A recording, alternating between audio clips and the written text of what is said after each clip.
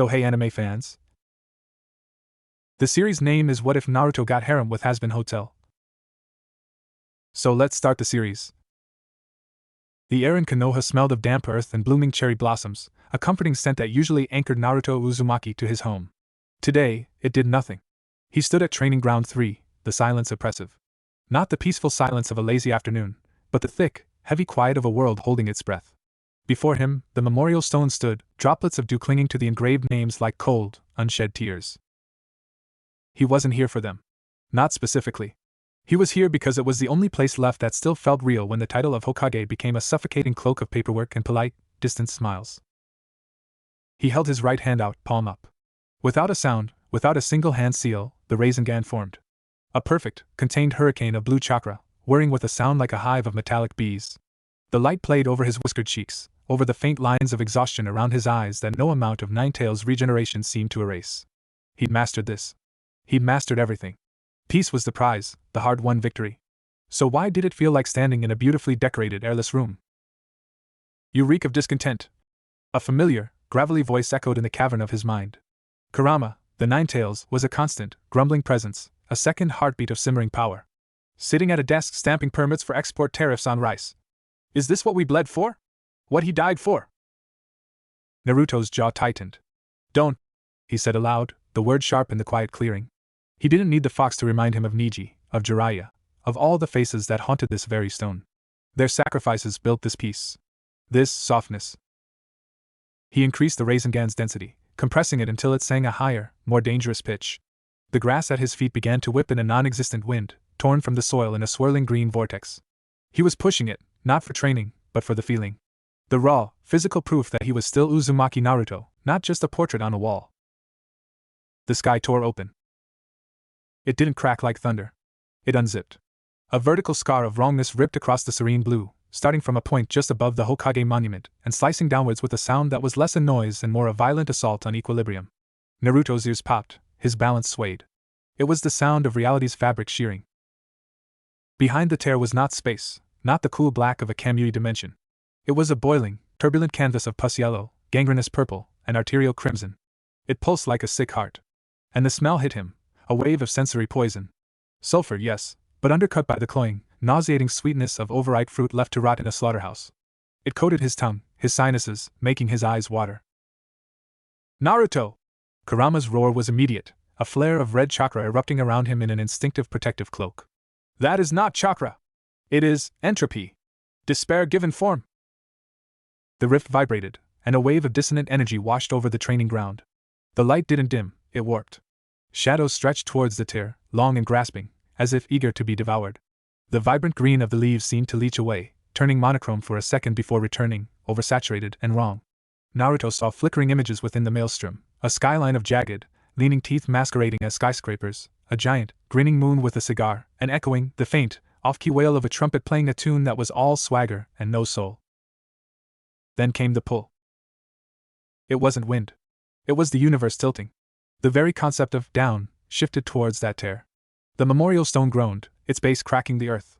Naruto dug his heels in, his chakra flaring brighter, roots of blue energy anchoring him to the ground. He formed hand signs, his fingers a blur, the flying thunder god? A space-time barrier? His mind raced through jutsu archives, but this wasn't a spatial manipulation he recognized. This was reality itself getting a hemorrhage. For Crimson Ray formation! He bellowed, slamming his palms onto the earth. 4 pillars of red chakra, marked with sealing formulae, erupted around him. A defensive barrier from the Uzumaki clan scrolls, designed to stabilize space against genjutsu and intruding dimensions. For a second it held. The violent pull lessened. From within the rift, something looked back. It wasn't a creature, not a form he could comprehend. It was a sensation of immense, ancient hunger. A hunger not for flesh or chakra, but for the very vibrancy of his world, for the complexity of its emotions, its life. It was the hollow at the end of all things, and it had just found a pinprick of light to drink from. His barrier, designed for known energies, splintered like glass under a sonic blast. The alien frequency of the rift's power resonated against it, found a harmonic weakness, and shattered it into motes of fading red light. The pull returned, 1,000 times stronger. The ground beneath him disintegrated, not into dirt, but into pixelated fragments that were sucked into the void. He was yanked off his feet. Naruto! A new voice, laced with panic, cut through the roar. Shikamaru, materializing from the village's shadow, his eyes wide with a fear Naruto had never seen in his unflappable friend. He was too far, hands outstretched, his shadow imitation jutsu stretching but unable to bridge the churning gulf of distorted space. The last thing Naruto saw of home was Shikamaru's horrified face, framed by the serene, untouched cherry blossoms just beyond the tear's influence. The contrast was heartbreaking. Then, he was in the conduit. This wasn't travel. It was disintegration and reassembly in real time.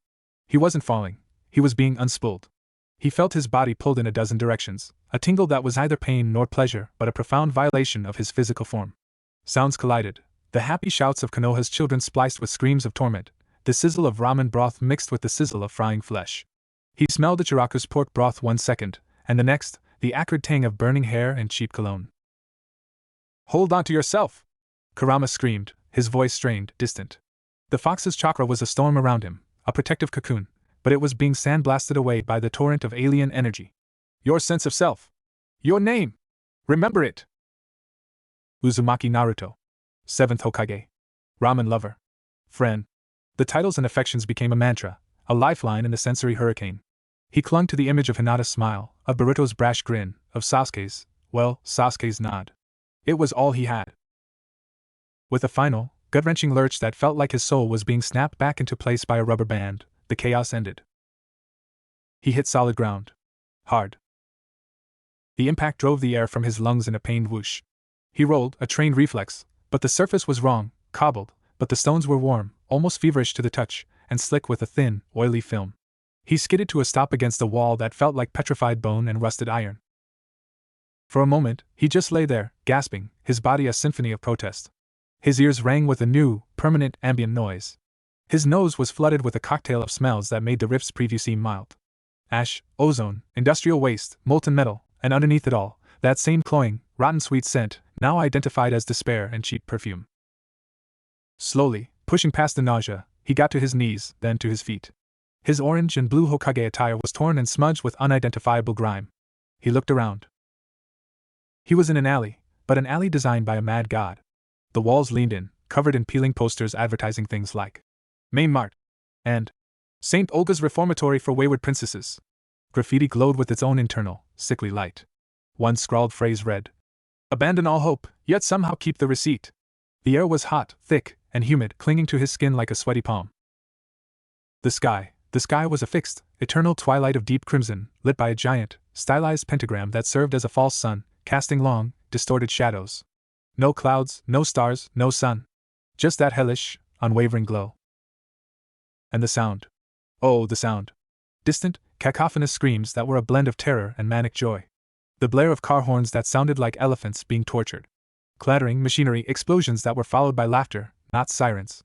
And weaving through it all, that same persistent, sleazy jazz trumpet, now clearer, playing a tune that was all smirk and no heart. He felt watched.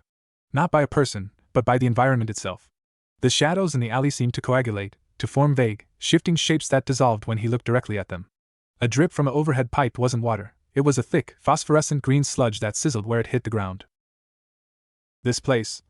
Kurama's voice was a weak whisper, laced with a profound, instinctive revulsion. It is a cesspool. A landfill for broken souls. The very air is poison to life. Our chakra is being taxed, constantly working to purge the corruption. We cannot stay here long. No argument here, Naruto muttered, his own voice sounding small against the city's roar. He needed intel. He needed a plan. He clenched his fist, feeling his chakra respond, but it felt heavier. Sluggish, as if pushing through tar. A clatter from the alley's mouth. A creature stepped into view, blocking the exit to the wider street. It was a demon, straight out of the worst fairy tales, but wearing a cheap, pinstriped suit 2 sizes too small. Its skin was a mottled purple, textured like a toad's. One bulging yellow eye dominated its face, the other a sewn-shut slit. Its mouth was a lipless gash filled with needle-like teeth, currently curved in a grin. It held a crude, serrated knife in one clawed hand and was picking bits of something from between its teeth with the other. Well, it croaked, its voice like stones grinding in a bucket. What's this? The express drop-off service is getting fancy. You still got the glow, sweetmeat. The fresh souls stink. It sniffed the air deeply, grotesquely. Tastes like sunshine and idiot optimism. Gonna be fun to scrape that off ya. Naruto didn't move. he assessed. The creature's stance was sloppy, overconfident. It was used to preying on fear. Its energy signature was dark, chaotic, but not overwhelmingly powerful. It was a thug. I just got here, Naruto said, his tone deliberately flat, his body loose but ready. I don't want trouble. I need to know where I am and how to get out. The demon threw back its head and laughed, a sound like a choking rat. Out? Oh, that's precious. Nobody gets out, sunshine. This is it. The end of the line. Pentagram City. And you. It licked its teeth with a black, forked tongue. You're tonight's entertainment. It lunged. It was fast, faster than a normal human, a blur of diseased purple. But to Naruto's eyes, trained by years against Sharingan speed and lightning release users, it moved in slow motion. He didn't use ninjutsu. He didn't need to. As the knife jabbed towards his gut, he shifted his weight a millimeter, let the blade pass harmlessly by his side, and brought his elbow down on the demon's forearm. Crack. The sound was satisfyingly solid. The demon shrieked, more in shock than pain, the knife clattering to the cobbles. Naruto followed through, his hand shooting out to grab the demon by its mismatched lapels. He lifted it, slamming it back first into the bone and iron wall with a force that made the entire alley shudder. Dust and flakes of rust rained down. He brought his face close to the demon's, his blue eyes now blazing with contained fury, no longer hiding his power. A single, controlled wisp of red, nine-tailed chakra flickered at the corner of his vision. Entertainment's over. Talk. Now. Where am I really? And what is that? He jerked his head towards the massive, cheerful hotel in the distance, its pink and white lights a bizarre beacon in the gloom. The demon's bravado vanished, replaced by primal fear. It wasn't used to being the prey. I told you! Hell! You're in hell! The Pride Ring! Pentagram City! It gurgled, oily black blood leaking from its mouth where a tooth had cut its cheek. That's the Hazbin Hotel. Some loony princess's project. Think sinners can be redeemed. It spat the last word like a curse. A hotel for redemption. In hell. The absurdity of it was so vast it almost short-circuited Naruto's panic. It was a concept so stupid, so naive, so unbelievably, stubbornly hopeful that it felt like a punch to the gut. It was a Naruto idea. Before he could process it further, a low growl echoed from the rooftops. Then another. Silhouettes appeared against the crimson sky, jagged, multi-limbed, eyes glowing with predatory interest. The commotion had drawn a crowd. Hungrier, smarter-looking predators than the thug in his grasp. We're attracting flies, Kurama snarled. Naruto dropped the demon. It crumpled to the ground, whimpering. The hotel. How do I get there? The demon pointed a trembling claw down the main thoroughfare. Just follow the shitty, happy lights. Can't miss it. Naruto gave a sharp nod. He then formed a single hand sign. Henj no Jutsu. In a puff of smoke, his appearance shifted. His bright orange and blue were replaced by drab, gray, torn garments more in line with the desperate souls he glimpsed on the street. His famous spiky hair flattened, darkened. He kept his face generic, unmemorable. A shadow. The demons on the rooftop chittered, confused. The scent of fresh soul was muddled, masked by the transformation's chakra. It wouldn't hold up to close scrutiny, but it might buy him a block or two. He looked at the crumpled thug, then at the glowing hotel flyer stuck to a nearby wall with something viscous. The same flyer from his vision. Redemption awaits! It promised, with a cartoonish, smiling Charlie Morningstar. Hope in hell. It was the craziest thing he'd ever seen. And it was the only landmark he had. Taking a deep breath of the toxic, copper-tinged air, Naruto Uzumaki, 7th Hokage of the Hidden Leaf, master of the Nine Tails, victor of the 4th Great Ninja War, stepped out of the alley and into the roaring, neon-drenched, organ-grinding chaos of Pentagram City's main boulevard. A wave of sound and smell and sheer wrongness hit him like a physical wall. Demons of every conceivable and inconceivable form jostled, fought, bargained, and reveled. A towering, televised face on a giant screen, a man with static for hair and a permanent, too-wide grin, shouted about ratings and the new thing. A slick, velvet-voiced ad for something called the V's, promised pleasures that made Naruto's skin crawl. He moved with the crowd, head down, senses screaming. Every instinct honed over a lifetime of warfare told him this was a hostile territory beyond any he'd known. There were no rules here, no codes, just power and appetite. But he had a destination. A stupid, impossible, brilliant destination. He didn't know if this Charlie Morningstar could help him get home. He didn't know if redemption was even real. But he knew one thing, with a certainty that burned in his chest brighter than the hellfire around him. He was not ending here. He had a family to return to. A village to protect. A promise to keep. He would navigate this nightmare. He would fight its horrors. He would understand its rules. And he would find a way back, even if he had to tear a new hole in reality himself. As he walked, a single, determined thought cut through the fear and disorientation, a lifeline to his core. I'm Uzumaki Naruto. And I never go back on my word. The adventure, in all its terrifying, absurd, and horrific glory, had begun. Chapter 2: Hell's Welcome Wagon. Navigating Pentagram City was less like walking through a metropolis and more like swimming through the digestive tract of a giant, psychotic beast. The air didn't just smell, it had texture, a greasy, particulate thickness that coated Naruto's tongue and clung to the inside of his lungs. His hinge held, a fragile mask of normalcy in a sea of the grotesque, but it required a constant, low-level drain of chakra, a flickering candle against the howling wind of wrongness. The main boulevard, the Gash, according to a flickering, broken sign, was a riot of sensory overload. Buildings constructed from materials that defied physics, warped metal that wept rust tears, stone that pulsed with a slow, bruise-like light, windows that were actual, blinking eyes, leaned over the street, threatening to kiss. Neon signs screamed in violent colors, advertising "Kill or be killed taxidermy, purgatory pawn," and "Last resort fertility clinic, no refunds." The denizens were worse. A demon with the head of a rotary phone and the body of a crustacean argued with a floating, sentient stain about a debt. A group of imps, small and red with crude horns, were setting a larger, weeping demon on fire, not with malice, but with the bored detachment of kids burning ants with a magnifying glass. Laughter was constant, sharp and brittle, always teetering on the edge of hysteria. "Focus," Kurama grumbled, his voice a low, protective rumble in Naruto's mind. "Do not look directly at the chaos. See the currents. The predator flows. Move with the herd, but do not become part of it." It was sound advice. Naruto moved with a shinobi's economy of motion, a ghost in the raucous crowd. He avoided eye contact, sidestepped brawls before they erupted, and used the occasional burst of clone, disguised as a stumbling drunk, to create diversions when the press of bodies grew too dense and curious. He was a leaf on a torrential river, guiding himself towards the one stable point of reference, the cheerful, pink glow of the Hazbin Hotel. As he got closer, the hotel's absurdity became even more pronounced. It stood like a giant, gaudy birthday cake amidst a landscape of broken teeth. Its Art Deco design was pristine, its pink and white paint job glowing with an almost aggressive cheerfulness. A giant, smiling H topped the radio tower spire. It looked like a place that served umbrella drinks, not damned souls. It was also quieter. Not peaceful, but the ambient scream of the city seemed to dampen in its immediate vicinity, replaced by the faint, tinny sound of show tunes coming from within. The fence around its grounds was white picket, though several pickets were broken or stained with what Naruto hoped was just very dark mud. He paused at the gate, letting his hinge dissolve in a whisper of chakra. The sudden return of his own face, his own clothes, felt like taking a deep breath after being underwater. He was done hiding.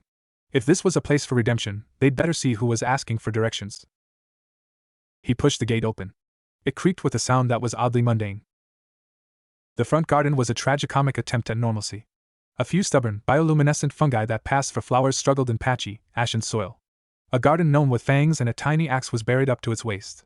And there, humming off-key to the show tune and attacking a dandelion-like weed with a pair of oversized sewing shears, was a small, pink thing. It was about knee-high, with one large, cyclopean eye that took up most of its face. It wore a maid's outfit and moved with jerky, hyperactive speed. Snip, snip, snip. The weed was decimated in seconds. The creature then turned its giant eye towards a stray piece of litter, a crumpled soul contract, and stabbed it with alarming ferocity, pinning it to the ground before sweeping it into a dustpan. "Nifty! I said we're out of industrial bleach, not that you should eviscerate the patio furniture," a new, sharp voice called from the hotel's porch. Naruto looked up. Standing in the doorway was a tall, willowy woman with gray skin and long, silvery white hair tied in a messy side ponytail. One of her eyes was a milky white, bisected by a long, ragged scar. She wore a dark, practical outfit, a sharp contrast to the hotel's cheer, and held a lethal-looking spear that she was using to nonchalantly scrape gum off the welcome mat. Her good eye, a sharp red, locked onto Naruto immediately. The scrutiny was instant, total, and colder than a midwinter mist. She didn't point the spear at him. She didn't need to. Her posture, the way she shifted her weight to the balls of her feet, screamed professional soldier, in a language Naruto understood perfectly. "Can I help you?" she asked, her voice flat, devoid of the manic energy that saturated the city. It was the most normal sound he'd heard since arriving. Naruto raised his hands, palms out, in a universal gesture of non-aggression. "I hope so. I'm lost. I'm looking for Charlie Morningstar." The woman's eye narrowed. She looked him up and down, taking in the torn but distinctive Hokage garb, the whisker marks, the dirt and grime that couldn't hide the solid, grounded power in his stance. Are you a sinner? Freshly dead? You don't look like the usual trash that washes up here. I'm not dead, Naruto said, and the truth of it felt vital. At least I don't think I am. I was pulled here. Through a rift. From my world. A flicker of something, not belief, but a wary curiosity, crossed her face. A living human? In pride? That's not possible.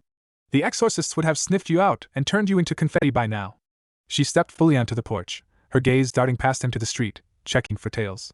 I'm Vaggie. Charlie's girlfriend and head of security. And you are? Naruto Uzumaki. I'm a leader from my village. Hokage felt like it would require too much explanation. A leader? Vaggie repeated, skepticism dripping from the word. Right. Well, Leader Naruto, Charlie's inside. But let's get something straight. She took a step down, the spear now resting casually over her shoulder, but her good eye was a laser. This is a rehabilitation project. If you're here to cause trouble, to hurt anyone, or to bring the heat of the overlords down on us, I will end you. Living or not. Are we clear? Her threat wasn't a boast. It was a simple statement of fact, delivered with the calm certainty of someone who had followed through countless times. Naruto felt a spark of respect. He knew protectors. Crystal clear. He nodded. I just need information. And a safe place to figure things out. Vaggie studied him for another long moment, then gave a short, sharp nod. Fine. But you're on probation. And you stay where I can see you. She turned and pushed the heavy hotel door open. Charlie! We have a visitor! Naruto followed her inside, bracing himself. The lobby of the Hazbin Hotel was a surreal collision of intentions. It was grand, with a high, vaulted ceiling, a sweeping staircase, and a check-in desk that gleamed with polished, dark wood. But the attempts at cheerful decor were fighting a losing battle against underlying decay and the personalities within. Heart-shaped balloons, some deflated, clung to the ceiling. Motivational posters with slogans like, "You can do it!" or "Slightly ask you." The air smelled of lemon-scented cleaner trying, and failing, to mask the scent of old blood, cheap booze, and despair. Behind the desk, a tired-looking, feline demon with crimson fur and wings like a battered bat was polishing a glass. He wore a weathered vest and a permanently unimpressed expression. He glanced up as Naruto entered, his yellow eyes narrowing to slits. Oh great. Another project. He gonna pay his bar tab, Vaggie? Or is he another charity case? Hush, Husk, Vaggie snapped. Where's Charlie? Recording another unbearably peppy promotional jingle in the parlor. Husk grumbled, going back to his glass. Try not to get any hope on the carpet. It stains. But Naruto's attention was already drawn to the center of the room. Sprawled with impossible, boneless grace across a chaise lounge was a demon unlike any he'd seen so far. Tall, impossibly slender, clad in a fluffy white coat that was open to reveal a bare, pink chest, with 4 arms and a face that was both handsome and deeply mischievous. He had black markings around his eyes and a permanent, sly smile. He was idly flipping through a magazine called Hell's Hottest Half-Damned. This demon looked up as Naruto entered, and his smile widened into something genuinely interested. Ooh. What do we have here? He purred, his voice a smooth, honey baritone with a thick, New Yorkish accent. He uncoiled himself, standing in a fluid motion. New meat! And look at that outfit! So, primary color. You a performer, sweetie? A cosplayer? A lost clown? He sauntered over, circling Naruto with an appraising, frankly invasive gaze. MMHM, nice structure. Good shoulders. Bit of a messy, just fell through a dimension vibe, but we can work with that. I'm Angel Dust, Spider Demon, adult film star, and the only bit of eye candy in this dump that doesn't come with a side of emotional baggage. He winked, one of his lower hands brushing non-existent lint from Naruto's shoulder. So, what's your damage, Blondie? Naruto took a careful step back, instinctively avoiding the touch. The demon's energy was chaotic, sharp-edged with trauma and hedonism, but there was a shrewd intelligence in those pink eyes. I'm Naruto. I'm not a performer. I'm lost. Aren't we all, Toots? Angel sighed dramatically, leaning against the check-in desk. So what? You looking to check in? Trade your tragic backstory for a room key and a chance to not get devoured by the locals? Bold move. Stupid but bold. Before Naruto could answer, a new voice exploded into the lobby. A visitor! A real, potential guest visitor! The voice was pure, unadulterated sunshine. It was the oral equivalent of a puppy seeing a ball for the first time. From a hallway, a young woman came skipping into the lobby. Charlie Morningstar was a shock to the system. In this world of grimaces and snarls, she beamed. She wore a bright red suit with white pinstripes, her blonde hair was tied back with a bow, and her cheeks were rosy circles of enthusiasm. Her eyes were golden, wide, and filled with a hope so potent it was almost physically disorienting. She skidded to a halt in front of Naruto, clasping her hands together under her chin. "Oh my gosh! Welcome! Welcome to the Hazbin Hotel. I'm Charlie, Princess Charlotte Morningstar." She thrust a hand out for him to shake, then seemed to think better of it, and instead threw her arms wide as if to hug the entire concept of his presence. "Are you here for redemption? Are you seeking a better, brighter, violence-free afterlife? Do you want to be the best you can be?" Her energy was a tangible force. Naruto, who had faced down cosmic terrors, felt momentarily overwhelmed. He saw Vaggie pinch the bridge of her nose. He heard Husk mutter, "Here we go." Angel just smirked, lighting a cigarette. Naruto began, his voice swallowed by her radiance. "Charlie," Vaggie interjected, her tone a bucket of cold water.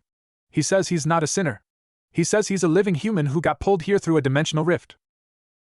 Charlie's brilliant smile didn't falter, it just pivoted into a new, equally intense configuration of wonder. "A living human? That's incredible. And so sad. You must be so scared and confused.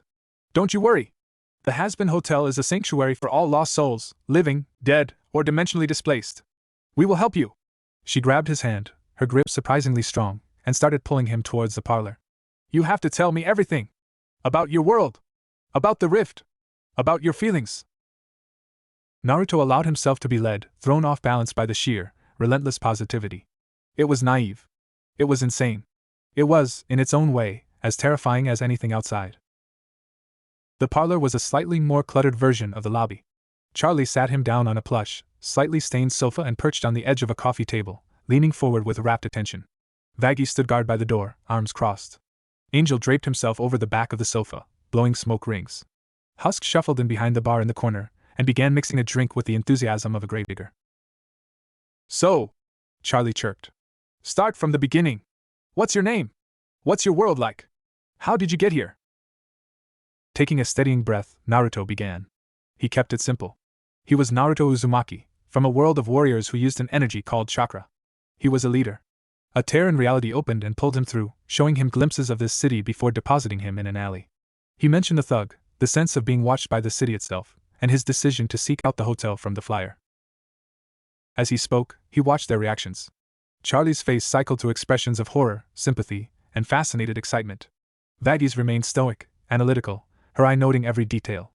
Angel looked bored but attentive, like he was watching a mildly interesting soap opera. Husk just downed his own drink. "A rift," Charlie whispered, her golden eyes wide. "That's never happened before. Not like that. The only beings who can move between realms are the exorcists, and they only come during the yearly purge." A shadow passed over her face, quick but real. "It wasn't an exorcist," Vaggie stated flatly. "He's still in one piece. And he still has his soul." "Then what could do that?" Charlie asked, turning to her girlfriend. Before Vaggie could speculate, the hotel's front door flew open with a bang. A small, monocled demon in a green suit and bowler hat stood there, holding a large, ornate scroll. He had a wide, smarmy grin. "Greetings, denizens of this charming establishment. I bring tidings from the V's."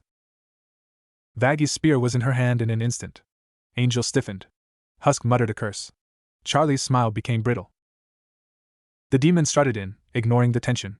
"My employers, the illustrious overlords Fox, Valentino, and Velvet, have taken note of a fascinating new energy signature that popped into our fair city. A rather vibrant one." His beady eyes scanned the room before landing squarely on Naruto. "Ah, there it is. The little sunspot. My. You are a curious thing, aren't you?" He unfurled the scroll.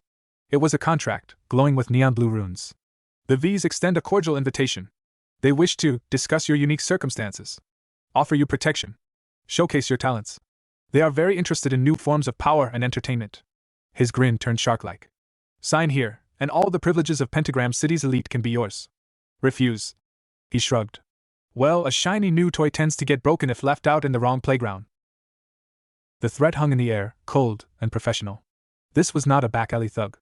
This was the organized, corporate face of Hell's power. Naruto looked from the contract to Charlie's horrified face, to Vaggie's ready spear, to Angel's tense posture. He stood up. He didn't look at the monocled demon. He looked at Charlie. "You offered me sanctuary. A chance to figure things out. He then turned his gaze to the messenger, his blue eyes no longer confused, but clear and hard as glacier ice. The air in the room seemed to grow heavier. A faint, golden shimmer, invisible to most but felt by all, brushed against their senses. "Tell your bosses," Naruto said, his voice quiet but carrying the weight of a mountain, "that I don't sign contracts with people who send lackeys to make threats. And I'm not a toy." He took a single step forward. Not a threatening move, but a shift of weight that spoke of tectonic plates moving. The monocled demon's grin faltered, just for a second. He felt it, the immense, quiet power beneath the surface, a depth of strength that had nothing to do with Hell's chaotic energies. "You should leave," Baggy said, her spear tip now pointing directly at the messenger's throat. The demon quickly rolled up the scroll, his composure cracking. "A misguided choice. The V's do not appreciate being told no. You'll be seeing them again. Sooner than you'd like." With a final, nervous glance at Naruto, he scurried out, the door slamming shut behind him. Silence descended, thick and pregnant. Angel Dust let out a low whistle. Well. Got a spine on you, don't ya, Blondie? Just made 3 of the most powerful pricks in hell your enemy. In under 5 minutes. That's a new record." Charlie was at Naruto's side in a flash. "Are you okay? That was so brave! And so dangerous!" Naruto let out a long, slow breath. The confrontation had clarified things. The stakes were no longer just about getting home. He had drawn a line. He had made a choice. He looked around the room, at the determined princess, the fierce protector, the cynical bartender, the sharp-edged survivor. It wasn't Konoha. It was chaos, and madness, and a desperate, foolish hope. But it was a place to stand. "Yeah," he said, a faint, familiar grin finally touching his lips, born not of humor, but of defiant acceptance. "Looks like I've checked in. So, about that room?" Chapter 3, Static and Foxfire. The silence left by the V's messenger didn't last. It was filled by the hotel's own unique brand of chaos. "A room! Of course!" Charlie chirped, the dark cloud of the threat momentarily dispelled by the practical task at hand. She clapped her hands, her energy rebounding with terrifying resilience. "We have several available. Vaggy, can you grab the keys from the desk? The one at the end of the hall on the 3rd floor has the least structural weeping." Vaggy gave Naruto one last, searching look, then nodded, moving to the desk where Husk was already sliding a tarnished brass key across the polished wood. "End of the hall. Quietest. Furthest from the fire escape he might try to use if he gets smart." Naruto accepted the key. It was cold and heavier than it should be. "Thanks." "Don't thank me yet," Husk grunted, not looking up from cleaning a glass that was already pristine. "The last guy who stayed in that room tried to use the wallpaper to hang himself. Turns out demonic floral patterns are surprisingly supportive." Angel Dust draped a long, upper arm over Naruto's shoulders, leaning in conspiratorially. The scent of cloying perfume and cigarette smoke enveloped him. "Ignore Grumpy Cat. The room's fine. Bit of a vibe, but hey, it's free. And between you and me," he lowered his voice to a stage whisper, "if the V's come knockin', you'll want the high ground. Valentino's goons are all leg, no reach." He winked. Naruto carefully extricated himself from the spider demon's embrace. "I'll keep that in mind."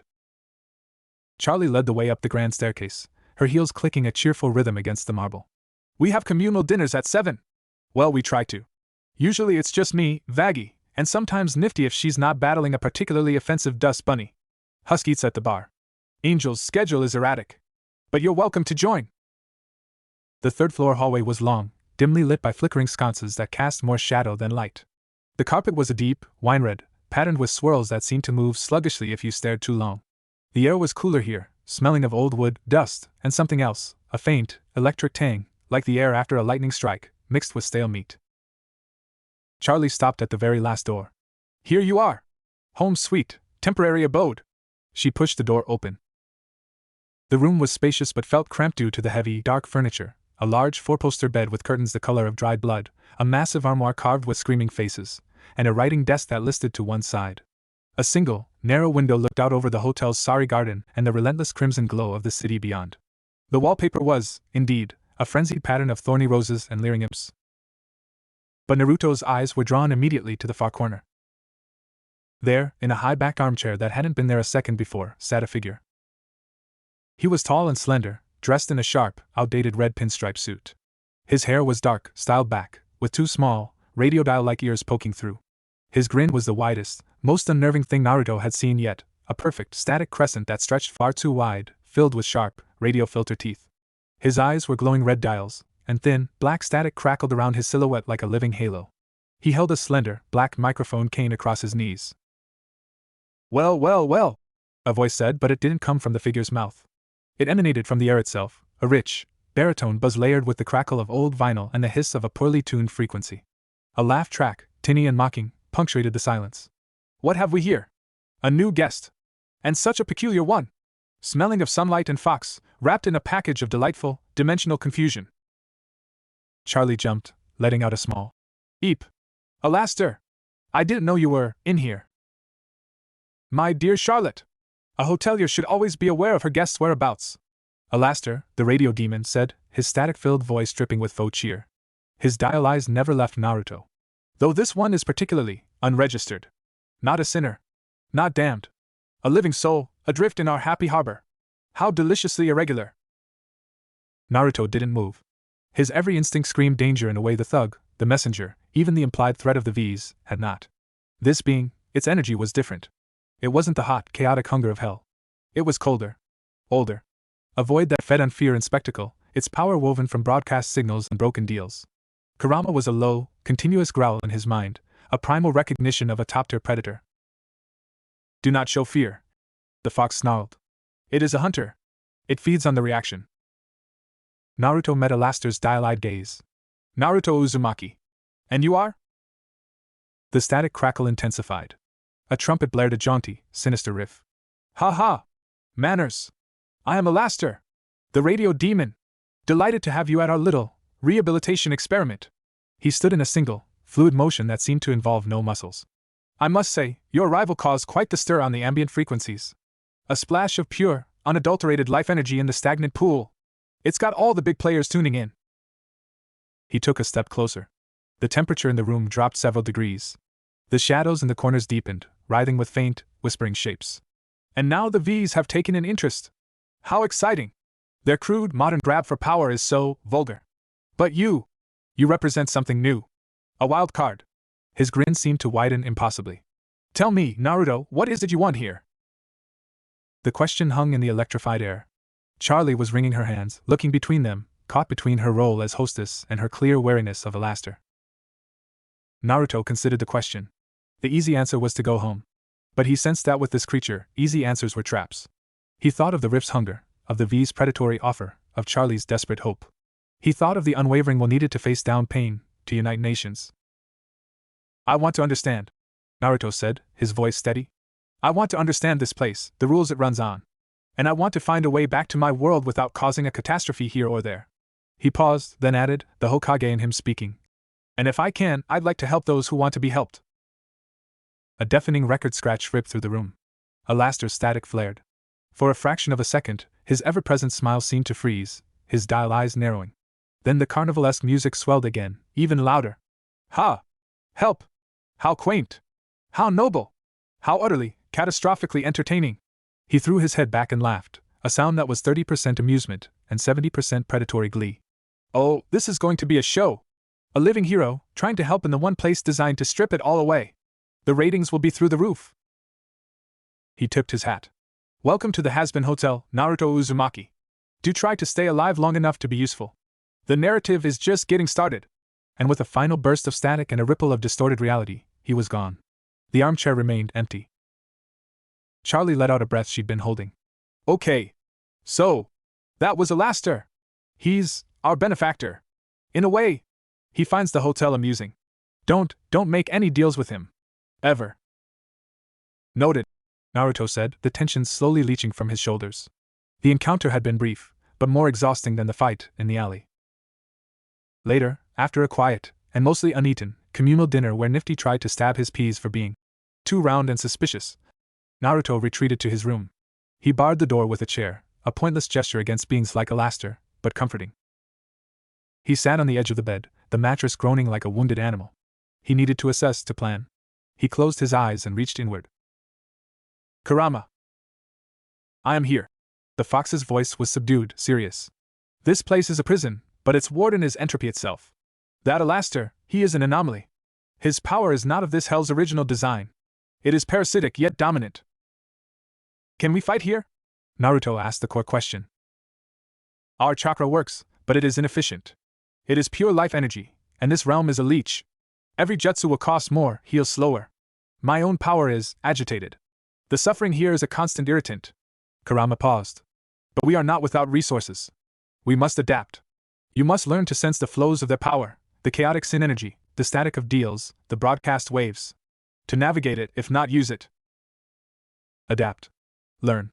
Naruto's entire shinobi career had been that. He opened his eyes, a new resolve hardening. He couldn't just wait for a solution. He had to train, even here. He stood in the center of the room. First, chakra control. He formed the ram seal and focused on his feet. Slowly, he walked up the wall, onto the ceiling. The drain was noticeable, a steady, subtle pull on his reserves, like trying to hold a seal underwater. He held it for a minute, then dropped down silently. Next, sensing. He closed his eyes again, extending his chakra sense outward, past the room, through the hotel. He felt the flickering, chaotic candles that were Charlie's blinding hope and Baggy's sharp focus. He felt Husk's slow, amber glow of resigned power. Angel's was a frantic, sparking neon sign, bright but fragmented. Nifty was a pinprick of manic, focused energy. And below it all, thrumming through the very foundations of the hotel, was Alaster, a sprawling, dark network of static and old blood, a spider at the center of a web of unseen frequencies. Beyond the hotel walls, the city was a roaring bonfire of malice, ambition, and agony. And in several distinct, towering locations, he felt concentrated power sources, the overlords. One was a pulsating, neon-blue tower of narcissism and control, Vox. Another was a thick, pink and black haze of addictive lust and violence, Valentino. A third was a shimmering, rapid-fire storm of trends and social venom, Velvet. He also felt something else. Faint, but familiar. A lingering, oily residue of the rift's energy. It was scattered, fading, but it was a trail. It led from his alley, and seemed to thread towards the more neglected, ancient parts of the city, away from the neon glow. He opened his eyes. A trail. A direction. A sudden, sharp pop and the smell of ozone made him whirl. On his writing desk, a small, old-fashioned radio had appeared. It crackled to life. A word of advice for our new friend, free of charge. Alaster's filtered voice buzzed from the speaker. The V's are impatient. They won't send a nicely dressed messenger twice. They'll send something with more teeth. And they do so love to make examples of those who defy modern media trends. Sleep lightly. Or don't. The screams will be just as audible. Ha ha ha. The radio died with a final pop. Naruto stared at it, his heart a steady drum in his chest. The message was clear. His probation was over. He was in the game. He wasn't ready. His power was hampered. His knowledge was scant. He had allies of dubious stability and motives.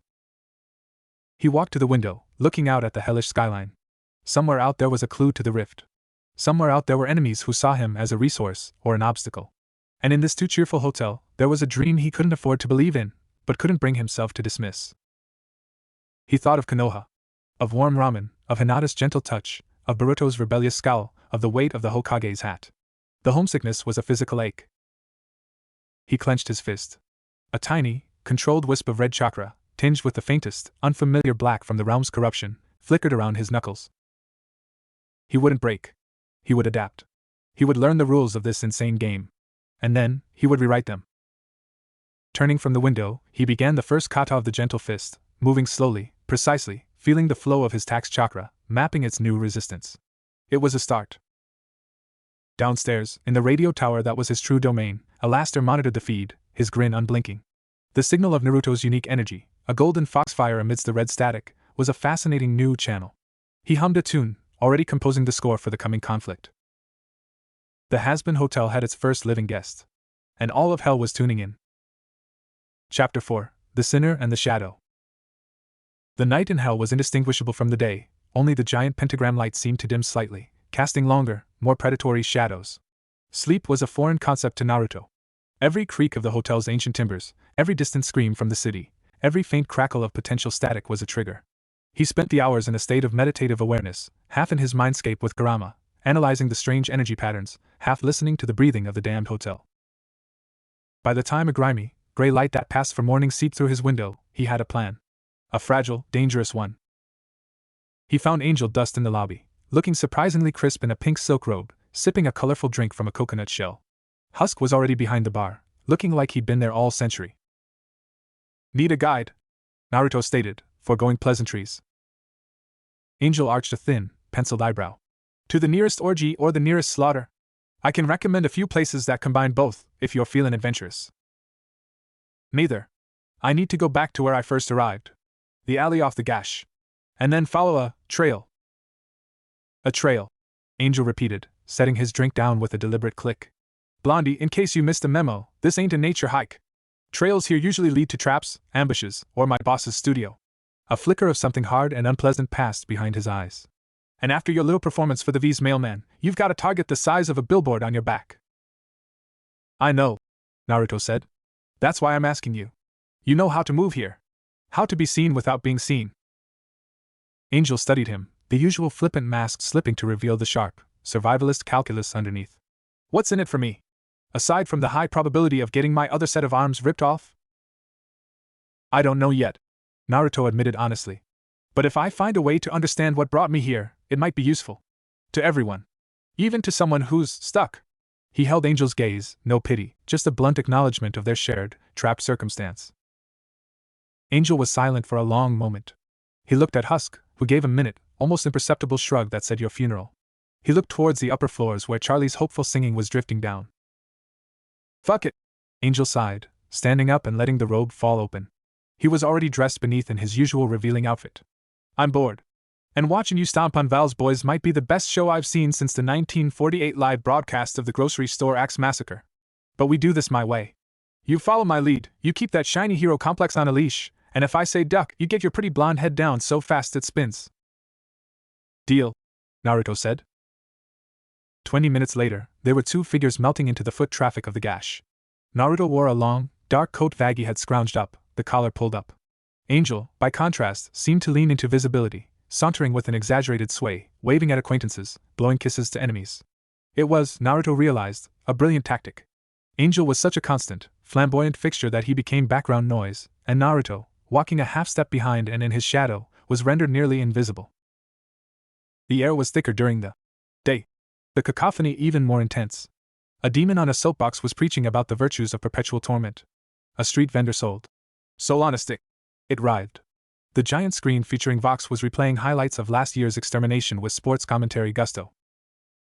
The residue is faint, but it's there, Kurama murmured in his mind as they neared the alley. Like a slug's trail of interdimensional bile. It leads away from the main thoroughfares. The alley looked different in the grimy light. Less ominously shadowed, more just sad and filthy. The stain where the first demon had dissolved was still there, a sticky, black patch. Naruto knelt, ignoring the garbage, and placed a hand on the cobbles. He pushed a tiny thread of chakra, not to cast, but to sense. The echo of the rift was a cold, hollow signature, a scar on reality. It pointed east, towards a district of older, crumbling structures that looked less like cyberpunk nightmares and more like fossilized anguish. That way, Naruto said, nodding. Angel's smirk faded. Shit.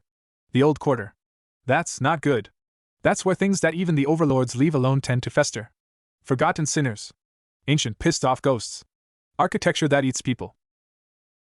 The trail goes there. Of course it does, Angel groaned. Lead on, Nancy Drew.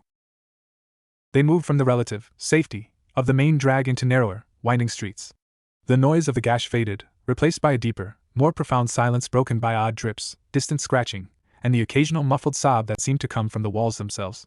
The buildings were grotesque in a different way, misshapen, as if melted and reformed in agony, faces frozen in stone screaming silently from facades. The rift's trail grew slightly stronger, a psychic chill that raised the hairs on Naruto's arms.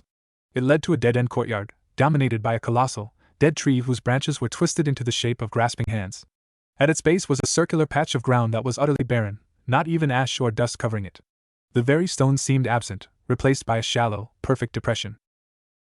This is it, Naruto whispered. The energy is concentrated here.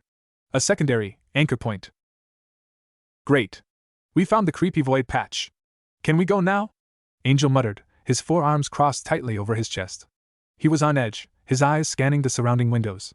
This place gives me the heebie-jeebies, and I live in a hotel with a homicidal maid. Naruto approached the depression. He could feel it, a lingering hunger. It had fed here on something. Not just matter, but on the history, the memory of this place.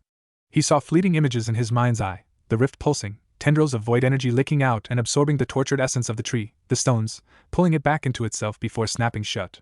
It wasn't just a tear, It was a feeding tube. It's learning, Kurama said, a note of dread in his voice. Tasting the different flavors of suffering. This dimension is a banquet for it. A slow clapping echoed through the courtyard. Bravio! The lost little lamb and the tramp actually found something. From the shadow of a leering gargoyle, a figure dropped down. Then another. And another. 6 of them. They were tall, slender demons dressed in garish, mismatched pinstripe suits that echoed Valentino's style but were cheaper, frayed at the edges. Their faces were elongated, mouths full of needle teeth, and their eyes were hidden behind heart-shaped, pink-tinted glasses. Each held a weapon, jagged knives, a chain, a rusted pipe. Valentino sends his regards. The lead one hissed, its voice a sibilant whisper. He doesn't like being ignored. And he really doesn't like it when new talent wanders off with his property. Its head swiveled towards Angel Dust. Angel went very still, his usual bravado evaporating. Moxie. Didn't know you did field trips. Thought you just liked to watch. The boss wants to see you, Angel, Moxie said, taking a step forward. You've been neglecting your schedule. And he wants the new guy. Alive, preferably. He's got ideas for a new line of work. Something involving that bright, shiny energy. Very avant-garde. Naruto stepped between Angel and the demons. He's not going with you. Moxie laughed, a dry, rattling sound. Cute. The meat has a spine. Break his legs. The boss can work with a torso. They moved with the synchronicity of a pack. Not brawlers like the alley thug. These were enforcers. 2 came at Naruto from the front, knives flashing. 2 more flanked, chain whipping out to entangle his legs. The remaining 2 made a beeline for Angel. Naruto's mind went cold and clear. Assess. Adapt. Their movements were good, but linear. Predictable. They relied on fear and overwhelming their target. He didn't give them the chance. As the first knife thrust towards his chest, he didn't dodge back. He stepped inside the demon's guard. His hand shot up, palm striking the demon's wrist with a crack, sending the knife flying. His other hand, fingers rigid with controlled chakra, jabbed into the demon's throat. It wasn't the gentle fist, but a crude, effective mimicry, a concentrated burst of energy to disrupt the nervous system. The demon gagged and crumpled. The chain wrapped around his ankle and pulled. Naruto let himself fall with the motion, using it to swing his other leg in a sweeping arc that took the legs out from under the chain wielder. He hit the ground, rolled over the demon, coming up with the chain now in his own hands. He yanked, pulling the off-balance demon into the path of its companion's charging attack. It was efficient, brutal, and silent. No grand jutsu. Pure, refined taijutsu, adapted to a non-chakra-using foe. He was a whirlwind of precise, debilitating strikes, dislocated shoulders, shattered kneecaps, pressure point blows that induced temporary paralysis. In 10 seconds, 4 of them were on the ground, groaning in confused agony. But the 2 on Angel were a different story. Angel was fighting, and he was good, fluid, using all 4 arms to block and strike. But he was holding back, fear in his eyes. Moxie had him by the hair, a knife to his throat. Enough! Moxie shrieked. One more move, hero, and I paint the courtyard with this slut's insides. Now you're gonna come nicely or... He never finished. From a high window across the courtyard, a tiny red dot appeared on Moxie's forehead. There was a soft fut sound, almost lost in the moans of the downed demons. A small, neat hole appeared between Moxie's heart-shaped lenses. He stood frozen for a second, then toppled over like a felled tree. The remaining demon holding Angel gaped. A second later, its head jerked sideways with a sickening snap from an unseen force. Silence, save for Angel's ragged breathing. Vaggie lowered herself from a rooftop, her angelic spear in one hand, a small, custom-built pistol in the other, smoke curling from its silencer. Her face was granite. Charlie was worried. She has a tracker in your phone, Angel. She glanced at the incapacitated demons, then at Naruto, her one good eye assessing the scene with military precision. You fight differently. Naruto nodded, breathing steady. They left an opening. Before Vaggie could respond, a low, mechanical whirring filled the air. A small, floating orb with a single, glowing red lens zipped into the courtyard from above. It stopped, focusing on Naruto, then on the downed demons, then on Vaggie and Angel. A loud, synthesized voice, slick and booming, echoed from it. Well, well, well! What do we have here? Unauthorized violence in a public space! And is that new talent? The voice was Vox's, full of performative shock and glee. Ladies and gentlemen of Pentagram City, looks like we've got a breaking news story. A mystery fighter takes out Valentino's crew with some kinda weird, glowy moves. And the Hazbin freaks are involved. This is gold. The orb was broadcasting. Live. Naruto stared into the lens. He saw his own face reflected in it, grim and determined, a stark contrast to the hellscape around him. He saw the fear in Angel's eyes, the cold readiness in Baggy's. He saw the opportunity for the V's to spin this, to paint him as a threat, to justify a full-scale assault. He couldn't let that narrative solidify. He took a step towards the orb. His chakra, reacting to his will and the sudden, high-stakes pressure, flared. Not a massive outburst, but a controlled, intense corona of blue energy that shimmered around him, causing the dust at his feet to swirl. The faint, corruptive black tinge from Hell's energy was there too, like smoke in the blue flame. "Tell your boss," Naruto said, his voice low but carrying, amplified somehow by the chakra, "that I'm not looking for a fight. But I won't be taken. I won't be owned." He looked directly into the lens, his blue eyes blazing with an inner light that fought back against the red gloom. "And tell him the next messenger he sends won't be going back." He raised a hand, chakra concentrating into a single, spinning point in his palm. Not a full Rasengan, that would be a beacon, but a small, dense, baseball-sized sphere of pure, chaotic energy. It whirred with a sound that drowned out the distant jazz. He didn't throw it. He simply held it, a demonstration of contained, impossible power.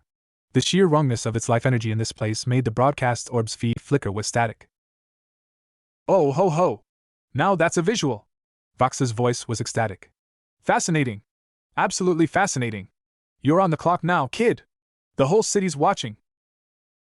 The orb zipped away, its broadcast cutting off. The courtyard was silent again, the tension now of a different kind.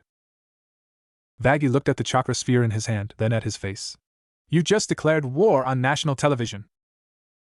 "They declared it first," Naruto said, letting the energy dissipate. He turned to Angel, who was staring at him with a mixture of awe and terror. "You okay?" Angel swallowed, adjusting his bow tie with a trembling lower hand. "Peachy. Just got saved by the new guy and my girlfriend while my pimp got his brains ventilated on live TV. My fan mail's gonna be wild." He tried for a smirk, but it was shaky. "We need to move." "No," Baggy said, herding them towards an exit. "That broadcast will have every opportunist and overlord lackey in the city converging here in minutes." As they fled the old quarter, Naruto knew she was right. The stakes had just skyrocketed. He was no longer a curious anomaly. He was a publicly contested piece on the board, a symbol of defiance. He had shown a fraction of his power, and in doing so, had made himself the ultimate prize. But he had also made a statement. He had protected a member of this strange, dysfunctional hotel. He had drawn a line in the ashen soil. Back in his studio, Vox rewound the footage, freezing on the image of Naruto, blue energy wreathing him, holding a miniature sun in his hand. Valentino, fuming over the loss of his men, loomed over his shoulder. "I want him," Valentino snarled, smoke from his cigarette curling into a furious cloud. "We all want him, Val," Vox said, his screen face grinning. "But look at that power signature. It's not like anything here. It's pure. It's clean. And it's powerful. He's not just a fighter, he's a potential new energy source. A new medium." He turned to Velvet, who was already editing the clip for social media. "Package it. Mystery Man menaces Overlord authority. Is Redemption Hotel harboring a dangerous outsider? Run it on every channel. I want him isolated. I want pressure on that hotel. I want him desperate." He leaned back, lacing his fingers. "And then, when he has nowhere else to turn, we'll be there with a contract. One way or another, that power will be ours." In the dark of his radio tower, Alastair watched the same broadcast on an ancient, wood-paneled set. He sipped a drink, his static a contented hum. "Oh, this is better than I imagined," he whispered to the empty room. "The hero takes a stand. The villain's plot. The ratings soar. Now, let's see what you do when the walls truly start to close in, my little sunspot. Will you break? Or will you burn brighter?" He laughed, the sound echoing through the empty frequencies, a promise of chaos to come. Chapter 5, Pressure Cooker. The walk back to the Hazbin Hotel was a gauntlet of sudden, silent scrutiny.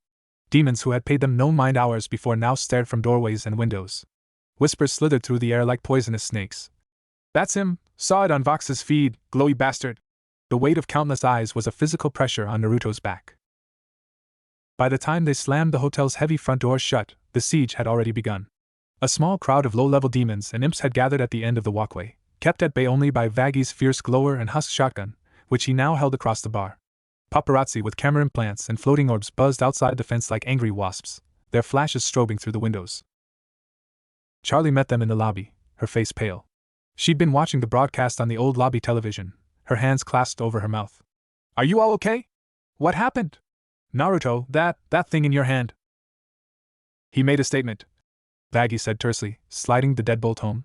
Now we deal with the response. Nifty skittered past, her giant eye wide with manic glee. Lots of new guests. So many eyes to clean. So many. She brandished her shears at a paparazzo who pressed his lens against the window. Angel Dust sank onto the chaise lounge, looking drained. Val's gonna be pissed. Not about Moxie, the useless fuck, but about the embarrassment. He'll see this as me, aligning. Contaminating his property. He lit a cigarette with a hand that still trembled slightly. Husk poured a large glass of amber liquid and slid it down the bar towards Naruto. It stopped perfectly in front of him. Here. You look like you could use a real drink, kid. It's not ramen, but it'll burn the right parts. Naruto took the glass, nodded his thanks, and downed it. It tasted of fire and regret, but it grounded him. I'm sorry, he said, the words feeling inadequate. I didn't mean to bring this down on you. Oh, please. Angel waved a dismissive hand, the gesture lacking its usual flair. This place was a target the second Charlie put up the sign. You just gave the sharks a tastier-looking swimmer to chase. He's right, Baggy said, leaning her spear against the wall. The V's have been looking for an excuse to dismantle this redemption farce. You're a convenient catalyst. But now you're our catalyst. She fixed him with her red eye. So, what's your plan? Because hiding won't work for long. Naruto set the empty glass down. The liquid warmth fought back the chill of the alien stares. The rift. It's not random. It was feeding. I need to understand what it was feeding on, and why here. If I can understand the mechanism, maybe I can reverse it. Or at least stop it from happening again. He looked at Charlie. I need information. Maps. History. Anything about the old quarter or about anomalies in Hell's fabric. Charlie's expression shifted from worry to determined focus. A problem she could research. The hotel library. It's mostly self-help books and vintage erotica Angel donated, but there's a whole section on Pentagram City's municipal history. From when my dad was more involved. It's dusty, and some of the books bite, but it's a start. And so, the hotel mobilized. It was a surreal kind of war room. Charlie and Naruto vanished into the library, a room filled with haphazard shelves and the smell of mildew and old paper. Tome titles ranged from You're Damned, But You Can Be Better to The Joy of Suffering, Advanced Techniques. They found a massive, leather-bound atlas of hell, its pages made of a thin, fleshy parchment. The map of the old quarter showed it as a wound labeled Site of Ancient Transgressions, Reality Thin. Meanwhile, Vaggy and Husk fortified the hotel. Vaggy set up subtle, deadly traps at the entrances, tripwires linked to spring-loaded blades, pots of boiling oil, courtesy of the kitchen, positioned above doors. Husk, with a surprising amount of practical knowledge, checked the structural weaknesses and used his own, more subtle magic to reinforce windows with faint, amber barriers that smelled of aged whiskey and bad luck. Angel Dust, after a long, silent stare into nothing, seemed to make a decision. He didn't help with the physical defenses. Instead, he got on his hell phone, his four hands a blur as he typed. I've got contacts. Gossip hounds, info brokers, other sinners who hate the V's guts. If there's weird shit happening in the old quarter, someone's seen it. It'll cost, though. Probably favors I don't wanna owe. He looked at Naruto. You're worth it, apparently. Don't make me regret it, handsome. Nifty took it upon herself to be the early warning system. She perched on the roof, her single eye scanning the surroundings with terrifying intensity, muttering about dirty peeping Tom lenses and uninvited specs. For Naruto, the research was a new kind of battle. The books were uncooperative. Some pages were blank until he poured a drop of his own blood on them, a fact he learned only after a paper cut. Others whispered lies or screamed when opened. The atlas showed the old quarter as a place where several ley lines of torment intersected, conduits of infernal energy that powered hell. The rift's feeding ground was directly on one such intersection. It wasn't just feeding on suffering, Kurama mused, examining the map through Naruto's eyes. It was feeding on the energy of suffering, the power source of this dimension itself. A parasite tapping the main artery. A chilling thought occurred to Naruto. If the rift entity could do that here, could it do it in his world? Tap into the natural chakra lines? The thought of the tentails was a sudden, cold knot in his stomach. Their fragile focus was shattered by a new, insidious attack. It started with the lights. The cheerful, pink neon of the hotel sign flickered, then died. The lobby lights dimmed, then brightened unnaturally, casting harsh, clinical shadows. The old television buzzed to life without anyone touching it. Vox's face filled the screen, not with his usual booming bravado, but with a smooth, concerned anchorman expression. We interrupt your regularly scheduled torment for an important public service announcement. Concern is growing tonight for the so-called Hazbin Hotel and its increasingly erratic behavior. After harboring a dangerous, unregistered entity. A clip of Naruto's chakra flare played. Sources close to Overlord Valentino report the tragic loss of several employees in a brutal, unprovoked attack in the old quarter. The footage was edited. It showed Naruto striking first, the demons looking like victims. Angel was edited out entirely. Is this what redemption looks like? Vox asked, his voice oozing faux sympathy. Violence and secrecy? The other overlords are calling for an inquiry. For the safety of all Pentagram City residents, perhaps it's time to ask, should this dangerous experiment be allowed to continue? The broadcast cut to concerned citizen interviews, clearly staged demons talking about the hotel lowering property values and attracting weirdos. It was a propaganda blitz. Psychological warfare. He's isolating us. Vaggie snarled, jabbing the television's power button. It didn't respond, continuing to play a loop of the edited footage. She ripped the plug from the wall. The screen went dark, but the damage was done. Next came the whispers. From the air vents, from the pipes, a faint, distorted version of Vox's voice seeped into the hotel. Unstable, dangerous, you're not safe, he'll get you all killed, give him up. It was a constant, low-grade psychic assault, designed to fraying nerves and breed paranoia. Husk slammed a fist on the bar. I can't keep this shit out. It's in the goddamn signal. It's like trying to stop smoke with a sieve. Charlie was shaking, not from fear, but from rage. Golden sparks, actual sparks, flickered at her fingertips, a glimpse of the immense, royal power she usually kept tightly leashed. He can't do this. This is my hotel. This is my dream. He is doing it, princess, Angel said darkly, pacing. And it's working. The small-timers outside? They're just the audience. He's turning the whole city against us. Soon, nobody will lift a finger when the real attack comes. Naruto felt the pressure building, a tangible force squeezing the air from the room. This wasn't a fight he could win with a Rasengan. This was a battle for legitimacy, for the narrative. And he was losing. Then, the radio on the bar crackled to life. Not with Vox's signal, but with a burst of chaotic, joyous swing music that physically shoved the whispering static back into the vents. Good evening, ladies and gentlemen. Alastair's voice boomed, clear and dominant. Tune in tonight for a special broadcast. A tale of slander, spin, and spectacularly poor judgment. The lobby's main chandelier flickered, and Alastair was suddenly there, leaning against the bar next to Husk, who flinched away. The radio demon's grin was a slash of static in the dim light. It seems a certain upstart, all television and no substance, is trying to hijack the airwaves with his dreary, modern gossip. Alastair's voice dripped with contempt. How tedious. How unimaginative. He snapped his fingers. The hotel's external speakers, which usually played Charlie's peppy jingles, erupted with Alastair's voice, amplified to a city-shaking volume that drowned out everything else. Let it be known. The voice echoed through the streets, making the paparazzi flinch and cover their ears. That the Hazbin Hotel is under my patronage. Its affairs are its own. And any further attempts to broadcast lies on my frequencies will be met with a cancellation of the offending party's signal. Permanently. The threat was not veiled. It was a declaration of territorial war in the realm of media. Alastair was drawing a line, not out of altruism, but because Vox was encroaching on his medium, his spotlight. The whispering static in the vents died instantly. The crowd outside wavered, fear of the radio demon warring with their curiosity. Alastair turned his dial eyes to Naruto. You, my interesting fellow, have made this much more amusing. Do try to survive the next act.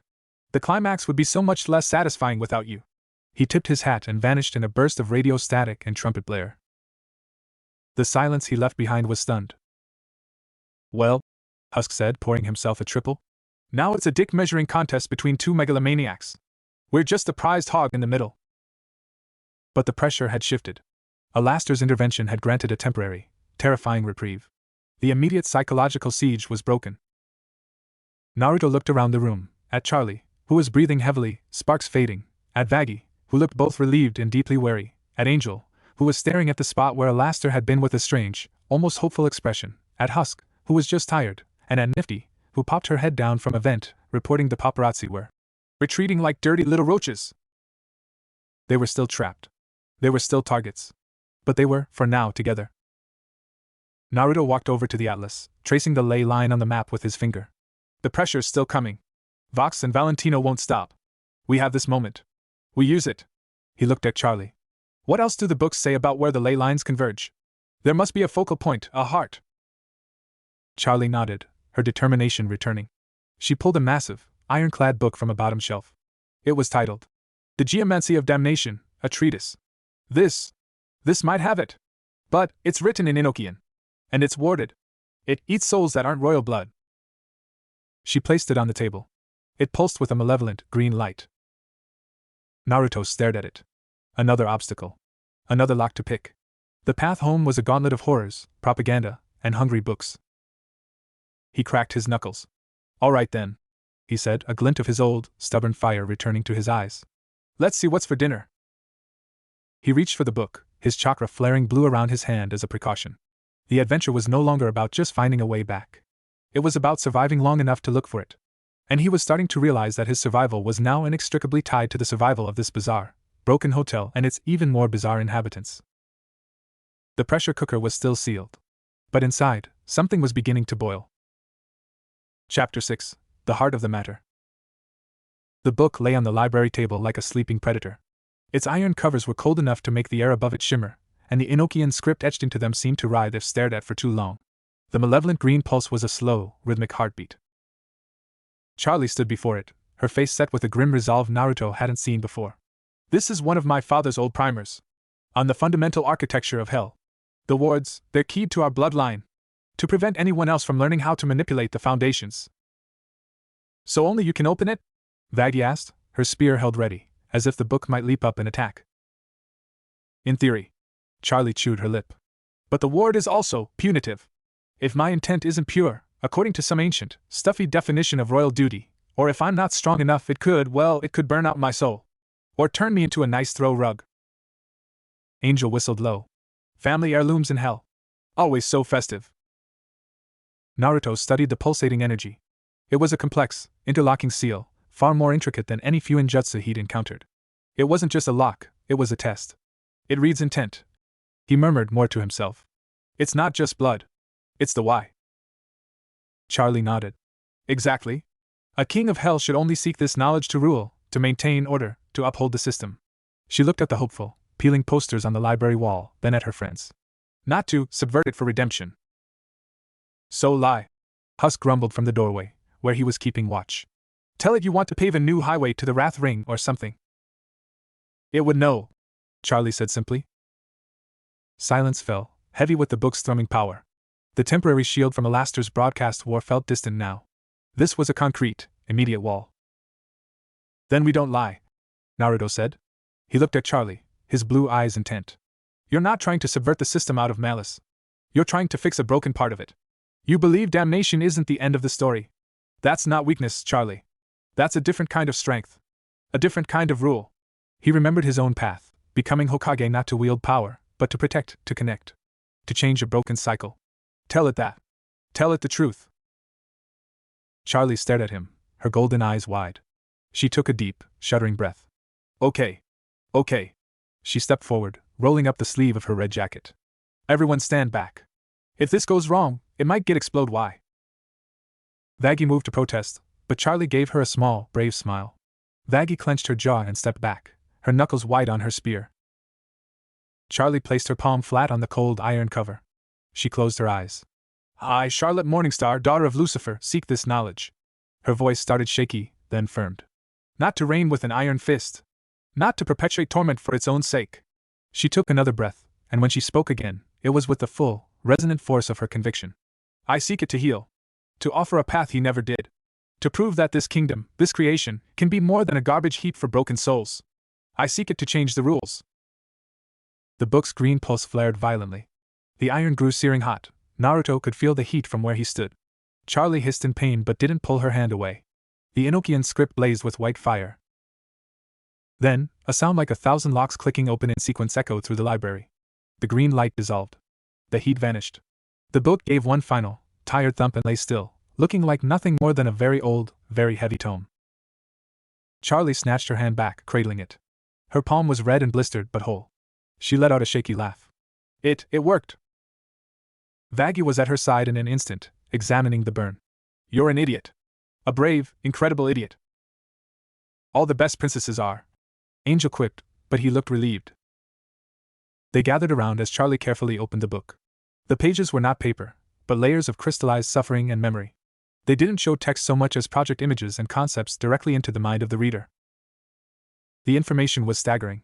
They saw the blueprint of hell, not as a single realm, but as a series of concentric rings, each a different expression of sin, orbiting a central, dark sun. Pentagram City was a metropolis built on the skin of the Pride Ring. And the ley lines of torment they'd seen on the atlas? They were like arteries, pumping damned essence from the central sun out to the rings, and cycling the refined suffering back. The convergence point in the old quarter was a major capillary. But the book showed them the true focal point. The source. It was depicted as a massive, obsidian citadel, buried deep beneath the lowest foundations of Pentagram City, in a place where the bedrock of reality itself was thin. It wasn't in a physical location one could walk to, it existed in a fold of space, accessible only at certain metaphysical junctions or with a specific, terrible key.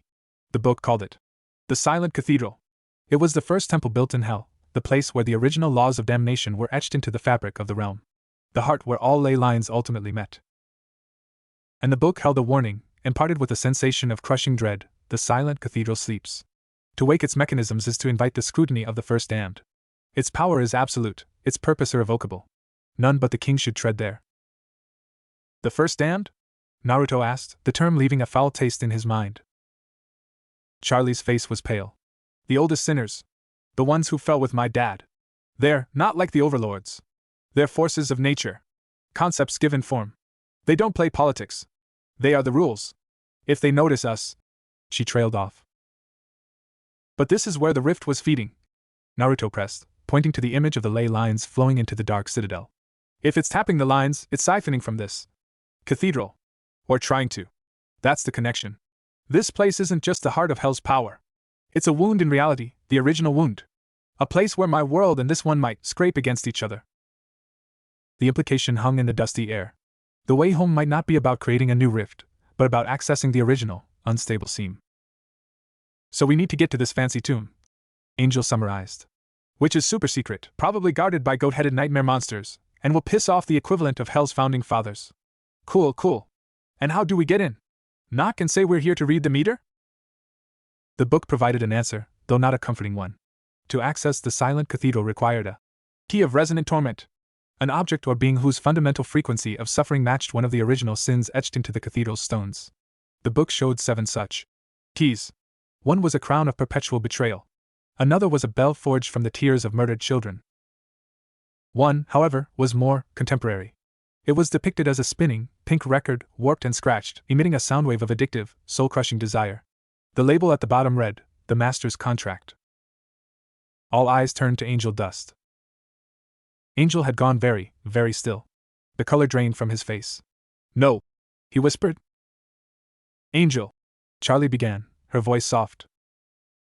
"Fucka no," he shouted, stumbling back from the table, all 4 hands raised as if to ward off the image. "You are not asking me to go anywhere near that. That's my soul contract with Valentino. That's the thing that keeps me his fucking slave. That's not a key, that's my leash. The book says its resonant torment is tied to lust," Vaggie said quietly, her face grim. "One of the original sins. It makes a sick kind of sense." "I don't care what kind of sense it makes." Angel's voice cracked. "You want to waltz into the heart of hell using my fucking suffering as a ticket? How do we even get it? Walk up to Val and ask nicely? He'd tear me apart, and use my spine as a back scratcher before he let that contract out of his vault." The plan, fragile as it was, now rested on an impossible theft. And it hinged on exploiting the deepest wound of one of their own. Naruto looked from Angel's terrified, angry face to the grim image in the book. This wasn't a shinobi mission to steal scrolls. This was something profoundly more violating. "We're not using you as a key, Angel," Naruto said, his voice cutting through the panic. "We're freeing you from it." Angel laughed, a bitter, hollow sound. "Oh, is that all? Just snatch an overlord's most valuable property from right under his nose? While Vox is broadcasting our every move and Alastair is waiting for the dramatic third act? Sure. Let's do that. Why didn't I think of it?" "Because you've been facing it alone," Naruto said. He stepped around the table. "I don't know what that contract feels like. But I know what it's like to have a monster inside you, using you as a weapon. I know what it's like to be a tool for someone else's hate." He tapped his own stomach. "The fox wasn't a contract, but it was a cage. And I broke out. He gestured to the room. "Can break this." Angel stared at him, the bravado gone, replaced by raw, vulnerable fear. "You don't know Val. He doesn't just own my soul. He enjoys it. He'll never let it go. Then we won't ask him, Baggy said, her spear held upright. We'll take it. It's in his tower. The most guarded place in the Lust Ring after the fucking palace. Then we'll need a distraction, Husk muttered from the door. A big, loud, city-wide distraction that pulls every eye and every enforcer away from that tower. A slow, terrible grin spread across Angel's face, though it didn't reach his eyes. Oh, I know how to get a distraction. He looked at Naruto. You're the new shiny thing everyone wants, right? The big, glowing mystery. What if you stop hiding? The plan coalesced, audacious and suicidal. While Naruto created a public spectacle, drawing the attention of Vox, Valentino, and their forces, a small, stealth team would infiltrate Valentino's tower to locate and steal the physical contract. They would then use it to access the silent cathedral, and hopefully, find answers about the rift before their enemies realized what they were truly after. It was a plan built on multiple points of catastrophic failure. We'll need a laster, Charlie said, her voice small. To keep Fox's media lockdown from being total. To ensure the spectacle gets seen. The thought of relying on the radio demon was like agreeing to let a wildfire guide you through a forest. As they began to argue the specifics, timing, routes, escape plans, Naruto felt the weight of it all settle on his shoulders. He was the bait. The lightning rod. He would have to stand in the open, in the heart of enemy territory, and be so threatening, so fascinating, that they would look nowhere else. He thought of the Rasengan held aloft for Vox's camera. That had been a statement. This would be a declaration of war. He looked at Angel, who was now sketching a crude map of Valentino's tower's lower levels with a shaking finger. He looked at Charlie, whose hands were still burned from claiming her birthright. At Vaggy, the soldier readying for a mission with impossible odds. At Husk, the cynic who was still here, still pouring drinks for doomed causes. They were not his ninja. This was not his village. But they were becoming his comrades. In the pressure cooker of hell, strange alloys were formed. All right, Naruto said, his voice firm, cutting through the nervous planning. We have a target. We have a method. Now we need a stage. He turned to Charlie. Where in Pentagram City can I be seen by everyone, and give them a show they'll never forget? Charlie's eyes went wide, then calculating. She pointed a finger at the map of the city, to a vast, amphitheater-like structure near the center. The killing floor. It's where the annual extermination fights are broadcast. It's always live. It's got the best signal in hell. If you want all eyes on you, that's the place. The killing floor. The name said it all. Naruto Uzumaki, the seventh Hokage, who fought for peace, would now step onto the most famous stage of violence in the universe. Not to conquer it, but to use its own cruel logic as a shield for his friends. He nodded, a spark of his old, reckless determination igniting in his chest. Then that's where I'll be. The heart of the matter was no longer a mythical cathedral. It was here, in this dusty library, in this pact between the damned and the displaced. They were going to steal from a king, deceive the media, and raid the foundational myth of hell itself. All they had to do first was survive the spotlight. Chapter 7, Center Stage. The air in the hotel shifted from frantic dread to a razor-edged focus. They had a target. They had a plan. It was insane, but it was theirs. The library became their war room. Charlie's hopeful posters were now buried under hand-sketched maps, surveillance photos Angel had acquired from disgruntled ex-employees, and Husk's notes on the structural weaknesses of Valentino's tower, a garish, pink skyscraper shaped like a stylized, curvaceous figure that dominated the Lust Ring skyline. Naruto stood before a rough chalk diagram of the killing floor on the library's dusty blackboard. It was a colossal, open-air coliseum with tiers of screaming audiences and a central stage that could reconfigure into various deadly landscapes. At its pinnacle was Voxtech's main broadcasting spire, a needle of glowing blue glass and crackling energy. The extermination is the biggest event of the year, Baggy explained, her finger tracing the audience sections. But the killing floor is active year-round. Gladiator fights, execution broadcasts, reality shows where the elimination is literal. Vox owns the broadcasting rights. If you show up there and start something, he'll put you on air himself. He won't be able to resist. And that's our window, Naruto said, his voice low. While his cameras, his security, his everything is focused on me, you get in, get the contract, and get out. The you was Angel, Husk, and Nifty. Angel knew the tower's vice-ridden lower levels, the clubs, the brothels, the recording studios. Husk, with his history as a fallen overlord, a fact dropped with a grumble and a swig of gin, understood the flow of demonic power and security magic. And Nifty. Nifty was their wild card. Small, fast, obsessive, and capable of finding anything, cleaning or otherwise. The contract won't be in the main vault, Angel said, uncharacteristically serious. He pointed to a sub-basement level on the tower schematics. Val's sentimental in his own fucked up way. He keeps the special ones, the ones he's proud of, the ones he still plays with, in his private den. It's behind 3 charm-locked doors, a hallway lined with hungry portraits, and a security system that's basically a giant, psychic moth that feeds on anxiety. Oh, and it's probably booby-trapped to turn anyone who touches the contracts into a sentient ashtray. Charming, Husk deadpanned. The moth I can handle. Bad luck is a kind of static. I can jam it. The portraits. Nifty, you think you can clean them? Nifty, who was meticulously sharpening a butter knife on a whetstone, looked up, her giant eye gleaming. Dirty old pictures. I'll scrape the smiles right off their faces. Angel managed a weak smile. The locks are key to Val's specific frequency of sin. We can't pick them. But, he glanced at Naruto. A big enough blast of opposing energy, something pure, loud, and fucking chaotic, might short them out. Just for a second. Long enough to blow the doors. All eyes turned to Naruto. He understood. His role wasn't just to be a distraction, he was the remote detonator. He'd have to time a massive chakra release at the killing floor to coincide precisely with the team reaching the doors. I'll need a signal, Naruto said. Husk pulled a tarnished silver coin from his vest. One side was etched with a smiling cat, the other with a frowning one. A bonded luck token. I'll flip it when we're in position. You'll feel a tug on your own luck. Then you let rip. Don't be late. Don't be dead, Naruto countered. While the heist team drilled their route in hushed, tense tones, Naruto, Charlie, and Vaggie planned the spectacle. You can't just walk in and start glowing, Charlie said, pacing. You need a reason to be there. A challenge. I'll challenge the reigning champion, Naruto stated. The biggest name on the circuit. Vaggie shook her head. Too direct. Makes you look like just another ambitious idiot. You need narrative. Fox is all about narrative. A cruel, clever light entered her eye. You issue an open challenge. Not to a fighter.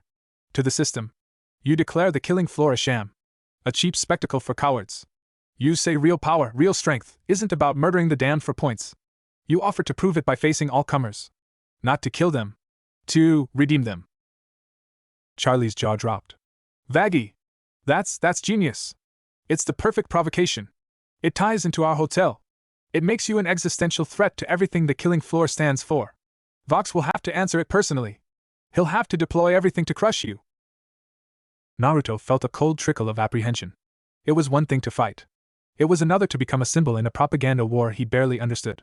But he saw the logic. It was a bigger distraction. A more compelling story. It would force Fox's hand.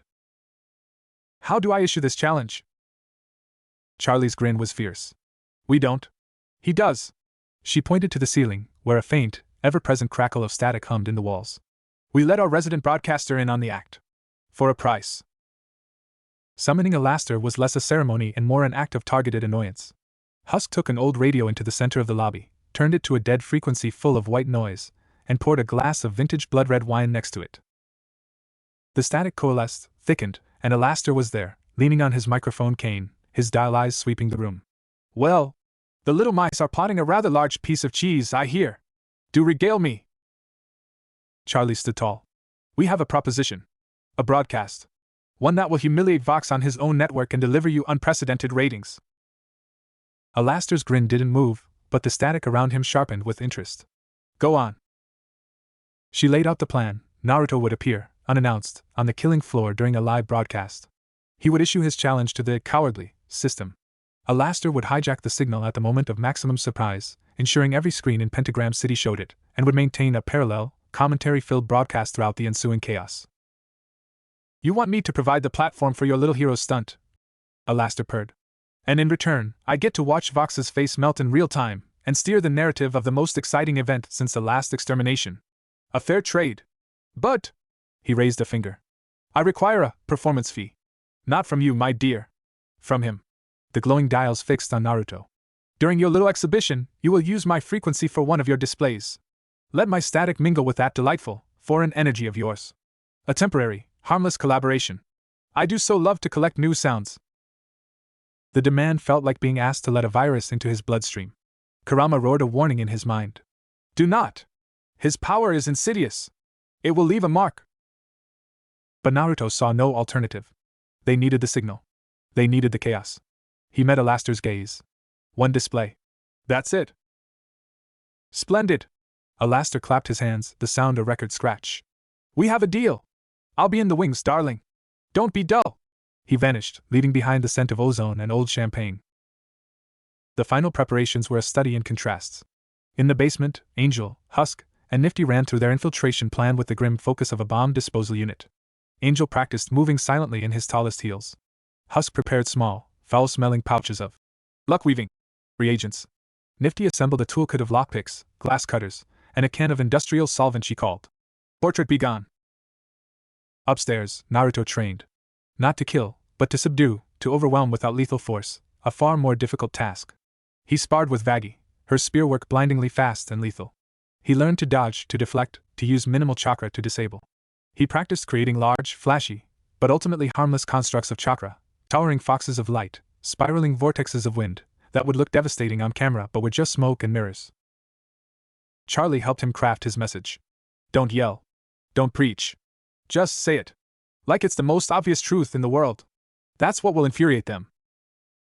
The night before the operation, Naruto found himself on the hotel's roof, looking out at the glowing, screaming city. The killing floor was a distant, pulsating blue sore.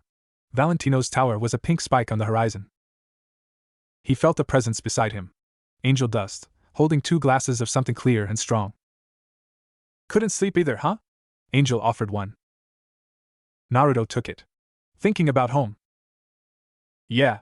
Angel leaned on the parapet, his forearms folded. I try not to. It doesn't help. He was quiet for a moment. You're really gonna do this? Be the big damn hero on TV so I can maybe stop being a porn star? I'm doing it so we can find a way to fix the rift, Naruto said honestly. And so a friend doesn't have to be a slave. Angel snorted.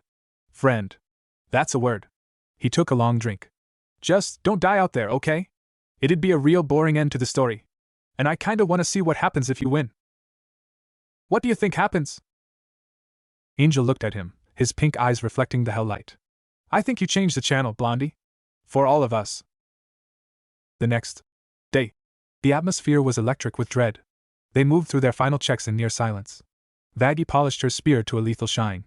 Charlie rehearsed her emergency negotiation protocols in case everything went to hell, a relative term here. Husk distributed the luck tokens. Naruto tucked his into a secure pocket inside his Hokage jacket, which he'd decided to wear. If he was going to be a symbol, it would be his symbol. At the designated time, the team split. Angel gave a flippant, 2-fingered salute. Don't keep the audience waiting, superstar. Then he, Husk, and Nifty melted into the back alleys, heading for the sewer access that would lead to the tower's underbelly. Naruto, Charlie, and Vaggie took a more direct route. They didn't hide.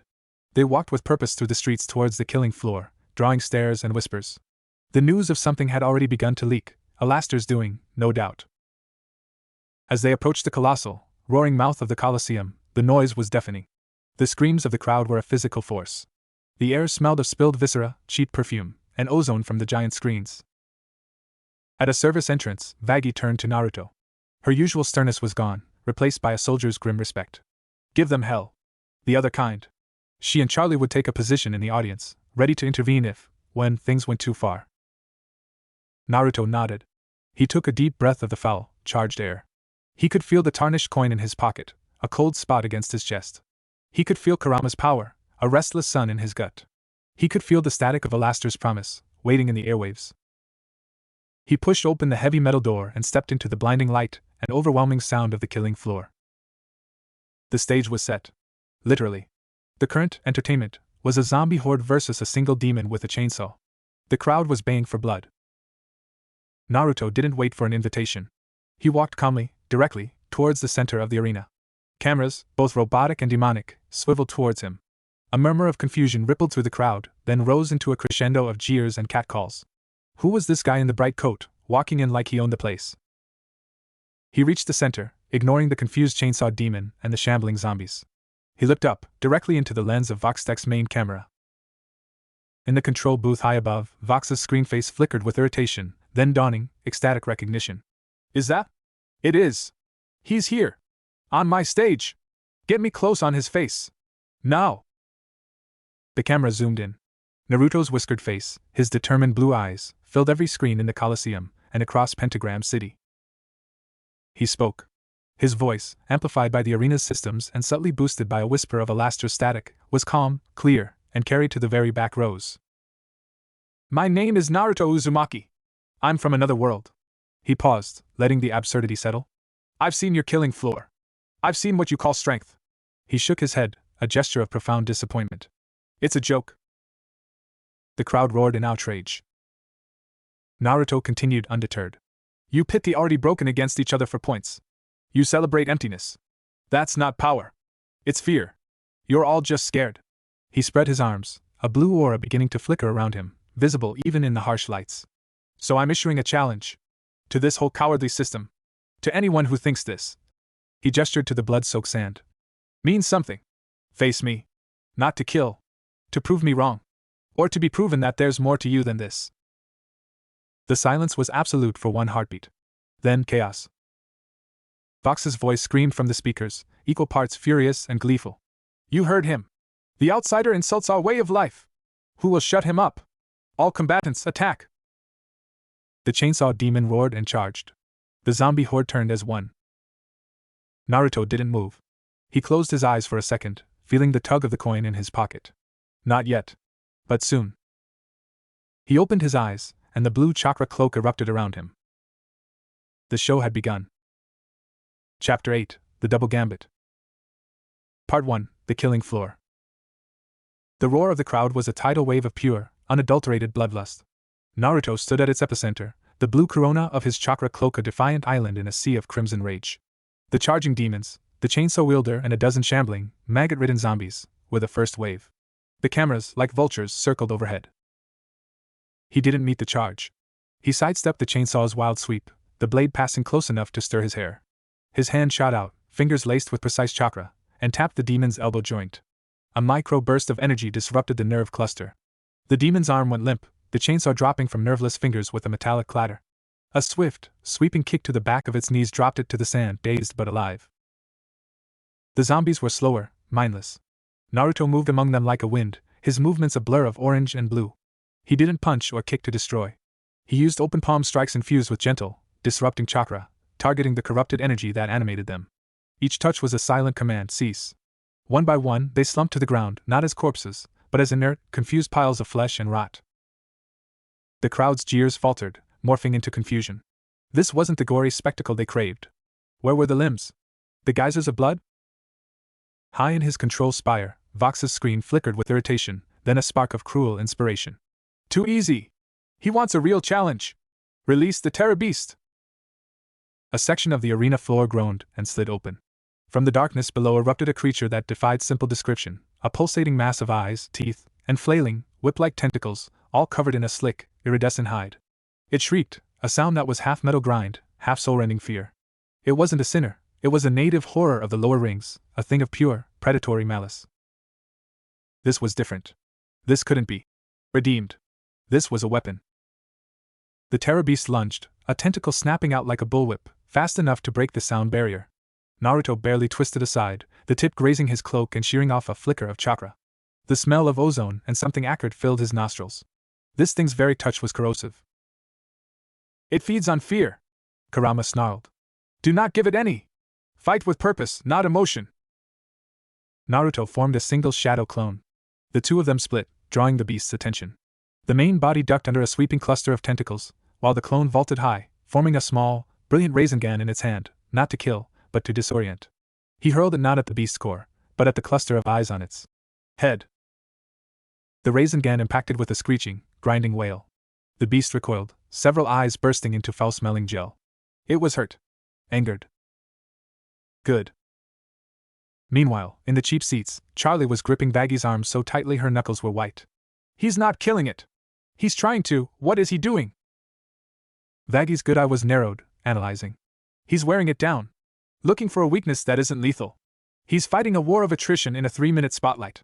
Idiot. Boring! Vox's voice boomed, splicing between shots of the fight and close-ups of confused, then angry audience members. The crowd wants carnage. Let's heat things up. Deploy the incendiary spectators. Hatches opened in the audience itself. Dozens of imps, strapped with jury-rigged flame projectors and wired-on agony enhancers, were pushed onto the arena floor. They were cannon fodder, meant to hem Naruto in, to force him into a corner where he'd have to choose between his philosophy and survival. The arena became a chaotic hellscape of snapping tentacles, searing fire, and shrieking imps. Naruto and his clone became a whirlwind, deflecting flames with bursts of wind chakra, using substitution jutsu to swap places with debris, creating momentary decoys. He was a maestro of controlled chaos, but the drain was immense. His chakra, constantly purging the ambient corruption, was depleting faster than he'd anticipated. He felt a cold, sharp tug in his gut. Not from fear. From the coin. Husk's signal. Now. The heist team was in position. He had to create the diversion. He had to go bigger. He dispelled the clone, its energy returning to him in a tired rush. He gathered his chakra, not for a Rasengan, but for a display. He remembered his deal with Alaster. He would give them a new sound. He slammed his palms together, then thrust them out to the sides. A wave of blue chakra exploded from him, not as an attack, but as a pure, resonant pulse. It washed over the arena, harmless but blindingly bright. And as he promised, he let a thread of Alaster's waiting static into the mix. The result was electrifying. The blue wave crackled with black and red static, the sound a deafening, ear-splitting SCRE that was part angelic choir, part radio feedback from the depths of a nightmare. It was a sound that had never been heard in hell. It shorted out the imp's flame projectors. It made the terror beast clatter its teeth in disoriented pain. It made the entire audience clap their hands over their ears, their faces twisted in pain shock. On every screen, the image of Naruto, arms spread, radiating the corrupted, beautiful energy, was burned into the minds of every demon in the city. In his booth, Vox stared, his screen face frozen in a rictus of outrage and utter, captivated envy. What? What is that? That sound? That power? I need it! The distraction was perfect. And costly. Naruto felt a wave of dizziness. The mingling with Alaster's static had left a cold, oily residue in his chakra pathways. A mark, as Kurama had warned. But he had no time to dwell on it. The terror beast, enraged beyond reason, gathered itself and charged, a mountain of teeth and hate aimed to crush him. Naruto took a deep breath, his mind clearing. He saw the pattern in its charge, the slight favoring of one side where the Rasengan had struck. He had an idea. A stupid, hopeful, very Naruto idea. He didn't dodge. He ran towards it. Part 2, the V-Tower. While light and sound erupted across the city, three figures moved in absolute silence through the bowels of Valentino's tower. The sewer access had led them to a maintenance level that reeked of chemical perfume and decay. Angel led the way, his forearms moving with a predatory grace he never showed in public. Every shadow was a potential enemy, every drip of condensation sounded like a footstep. Left here, he whispered, his voice barely a breath. The staff elevator to the private floors is ahead. It's biometric. Needs Val's fingerprint or a senior manager's retinal scan. Husk grunted, pulling a small, mottled feather from his vest. Luck manipulation is a subtle art. It doesn't change reality, it just encourages coincidences. He blew on the feather. It disintegrated into golden dust that swirled towards the elevator panel. Like encouraging a system's glitch at just the right moment. They heard a soft click from the panel. The elevator doors slid open empty. The three slipped inside. The ascent was silent and tense. Nifty hummed a tuneless song about scrubbing grout, her giant eye fixed on the floor numbers ticking upward. They exited into a plush, velvet-lined hallway. This was the executive level. The air was thick with the scent of opium, expensive cologne, and underlying fear. The hallway was lined with the portraits Angel had warned them about, oil paintings of beautiful demons in various states of ecstasy and torment. As they passed, the eyes in the portraits followed them, and the painted mouths began to whisper. Angel, come back to us, the master misses you, you'll never be clean. Angel flinched, his steps faltering. Husk placed a firm paw on his shoulder. They're just echoes. Feed on your guilt. Don't listen. Easy for you to say, Angel muttered, but he squared his shoulders and kept moving. At the end of the hall were three ornate doors, each radiating a different, sickly magical aura. The charm locks. And floating between them, its wings making a sound like rustling silk, was the psychic moth. It was the size of a large dog, its wings a delicate, hypnotic pattern of swirling pinks and blacks. Its face was blank, save for two deep, empty sockets. It didn't see with light, it saw with anxiety. As they approached, it turned towards them. A wave of palpable dread washed over the trio. It wasn't an attack. It was an invitation, to remember every failure, every humiliation, every moment of despair. Husk saw his lost empire crumbling again. Nifty saw an endless, unswept floor. Angel. Angel saw Valentino's smile. He felt the first contract being signed. He heard the promises that were lies. He felt the ownership deep in his soul. He gasped, staggering back, his hands flying to his head. I can't, it's too loud. Husk swore, fumbling for his reagents. But Nifty stepped forward. She didn't look at the moth. She looked at the dust on its wings. Her single eye widened in profound moral outrage. Filthy! She squeaked. All that beautiful wing pattern, covered in psychic dust bunnies! Unacceptable! While the moth was broadcasting despair, Nifty attacked its cleanliness. She pulled out her can of industrial solvent, and a feather duster the size of her arm. With a battle cry, she launched herself at the moth, not fighting its fear, but dusting its wings. The moth, an entity that fed on profound emotional trauma, was completely unprepared for an assault based on obsessive-compulsive hygiene. It let out a confused, fluttering shriek, buffeting Nifty with its wings, but she clung on, scrubbing furiously. Hold still, you overgrown lint ball! The distraction was just what Husk needed. He slammed his pouches of luck-weaving reagents onto the floor at the base of the 3 doors. The foul smell intensified, warping the local probability field. The charm locks flickered, their magic becoming unstable, waiting for the remote shock to overload them. He flipped the bonded coin. Now, kid. Back on the killing floor, they felt the signal. Back in the tower, they waited. A second later, a distant, subaudible thrum vibrated through the tower's structure. Naruto chakra static pulse, resonating across the city. The unstable charm locks flared brightly, and then shattered with a sound like breaking crystal. The doors blew inward. The psychic moth, distressed by the noise and the obsessive cleaning, fled down the hallway in a flutter of confusion. Angel, shaking off the residual dread, was the first through the doorway. The private den was exactly as he remembered, opulent, sickening, a monument to Valentino's taste. And there, on a pedestal of black glass, under a soft spotlight, was a spinning pink record. His contract. The physical embodiment of his slavery. He reached for it, his hand trembling. Don't just grab it, you idiot! Husk barked. Probably trapped. But it was too late. Angel's fingers brushed the edge of the record. The room dissolved. They weren't in the tower anymore. They were on a soundstage, bright and artificial. Valentino was there, 50 feet tall, smiling down with infinite condescension. Ah, angel cakes! Did you really think you could just take your toy and leave? The show must go on. It was an illusion. A psychic trap key to Angel's own soul. The real room, the real contract, was still there, but now hidden behind a personalized nightmare. Angel fell to his knees, the old, familiar terror seizing him. I'm sorry, Val. Husk and Nifty were outside the illusion, watching Angel writhe on the floor of the den, trapped in his own mind. They couldn't break him out. The trap was internal. On the killing floor, Naruto was moments from being crushed, the heist was stalled in a psychic trap, and the clock was running out. The double gambit was teetering on the edge of total, spectacular failure. Chapter 9, Breaking the Record. Part 1, The Heart of the Beast. The distance between Naruto and the charging terror beast vanished in a blink. The crowd's roar peaked, a single, unified scream for the outsider's obliteration. The air screamed with the creature's corrosive aura. Naruto didn't form a Rasengan. He didn't summon clones. At the last possible millisecond, as the wall of teeth and tentacles was about to engulf him, he dropped. Not backwards, but down, sliding on his knees beneath the beast's low-slung bulk. The move was pure, instinctual taijutsu, but it carried him into the most dangerous place imaginable, directly underneath the horror. The underbelly was a forest of pulsating, vein-like cords and grinding, bony plates. The stench was overwhelming, ammonia, rotting meat, and the sharp tang of alien biology. Here, the beast's sensory coverage was weakest.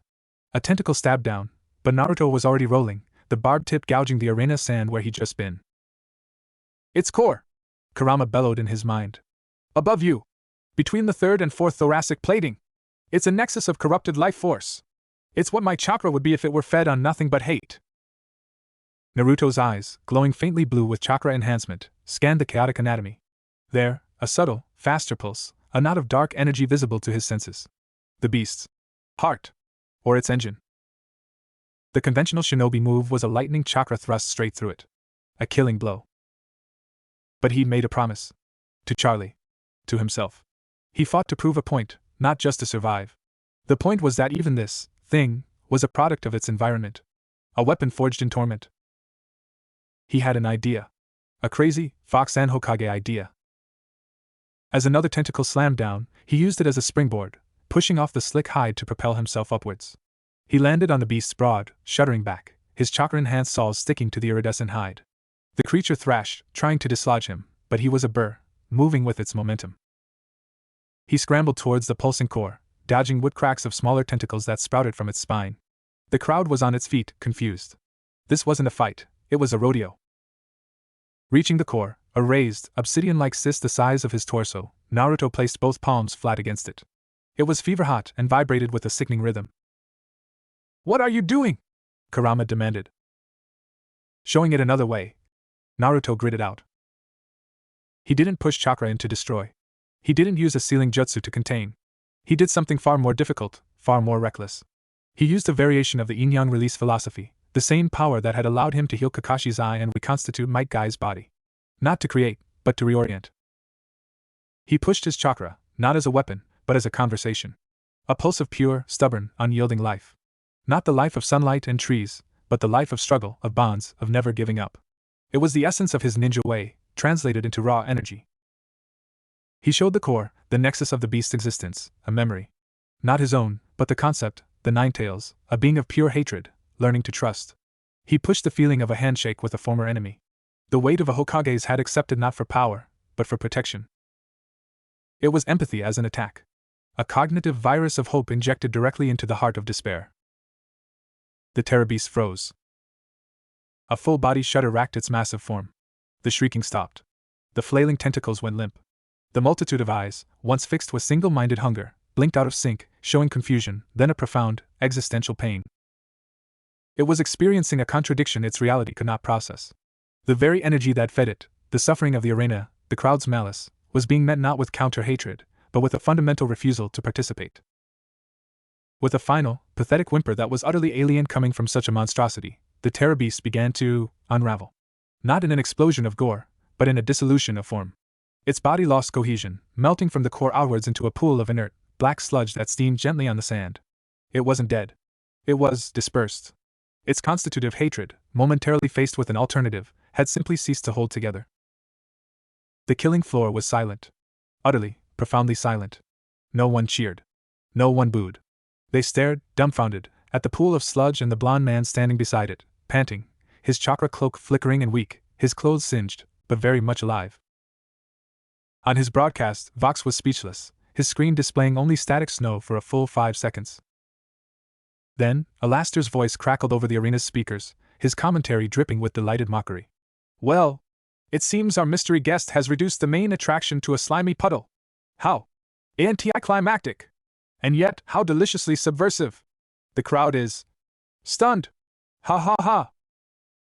The silence broke into a confused, angry babble. Naruto had won.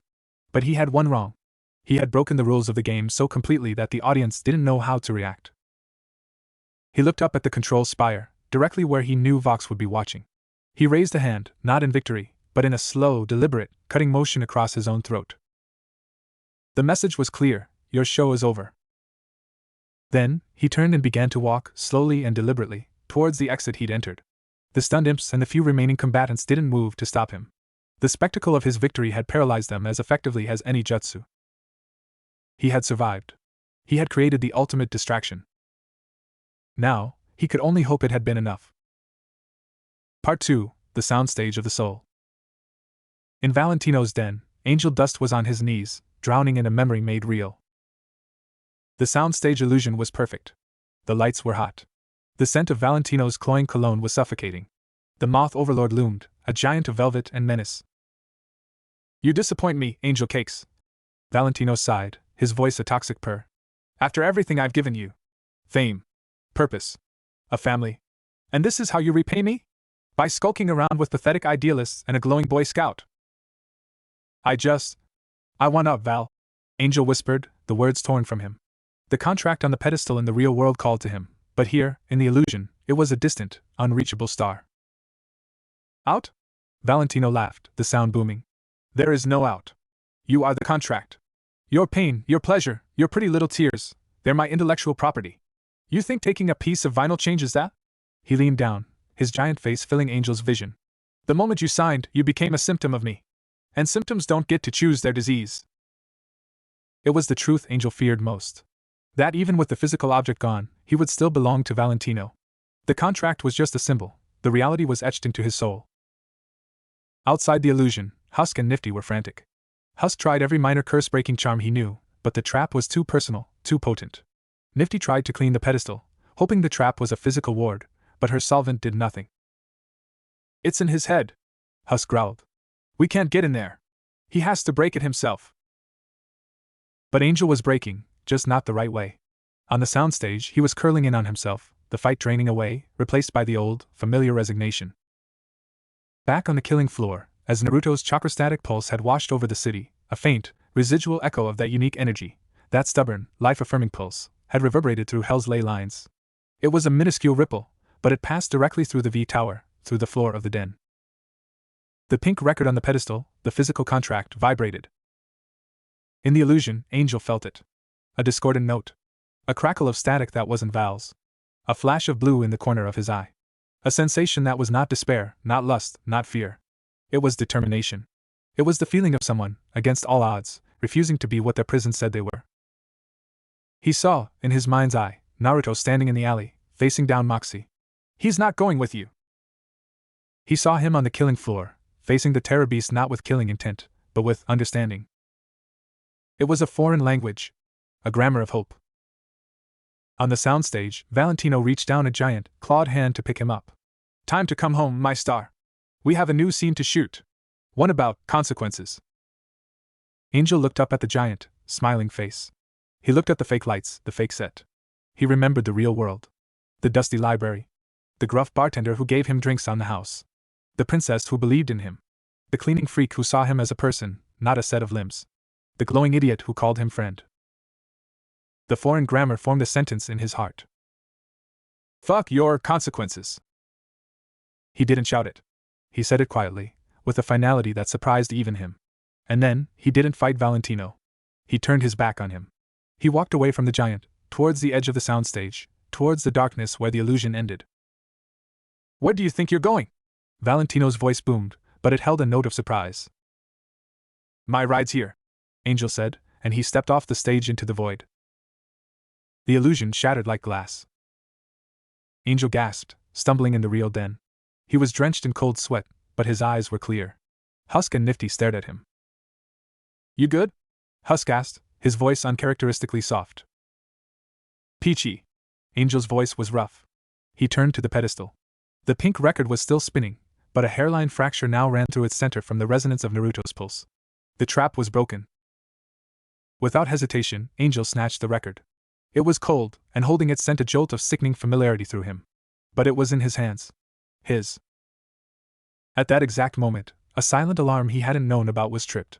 Not a siren, but a psychic ping that went straight to Valentino, who was currently staring, fuming, at the aftermath on the killing floor broadcast. In his control spire, Valentino's stylized cigarette holder snapped in his hand. A red, volcanic rage suffused his features. He didn't need cameras. He felt it. The violation. The theft. "You little cockroach," he breathed, his voice a low, seismic rumble that shook the dust from his console. "You dare?" The heist was successful. But they were no longer unseen. On the streets, as Naruto limped towards a rendezvous point with Charlie and Vaggie, and as Angel, Husk, and Nifty fled the tower through a hail of suddenly activated security spells, both teams had achieved their objectives. But they had also torn the scab off a festering power. They had the key. But the door they needed to open was now guarded by a dragon who had just been robbed, and a media mogul who had just been humiliated on his own network. The gamble had worked. But the cost was now coming due.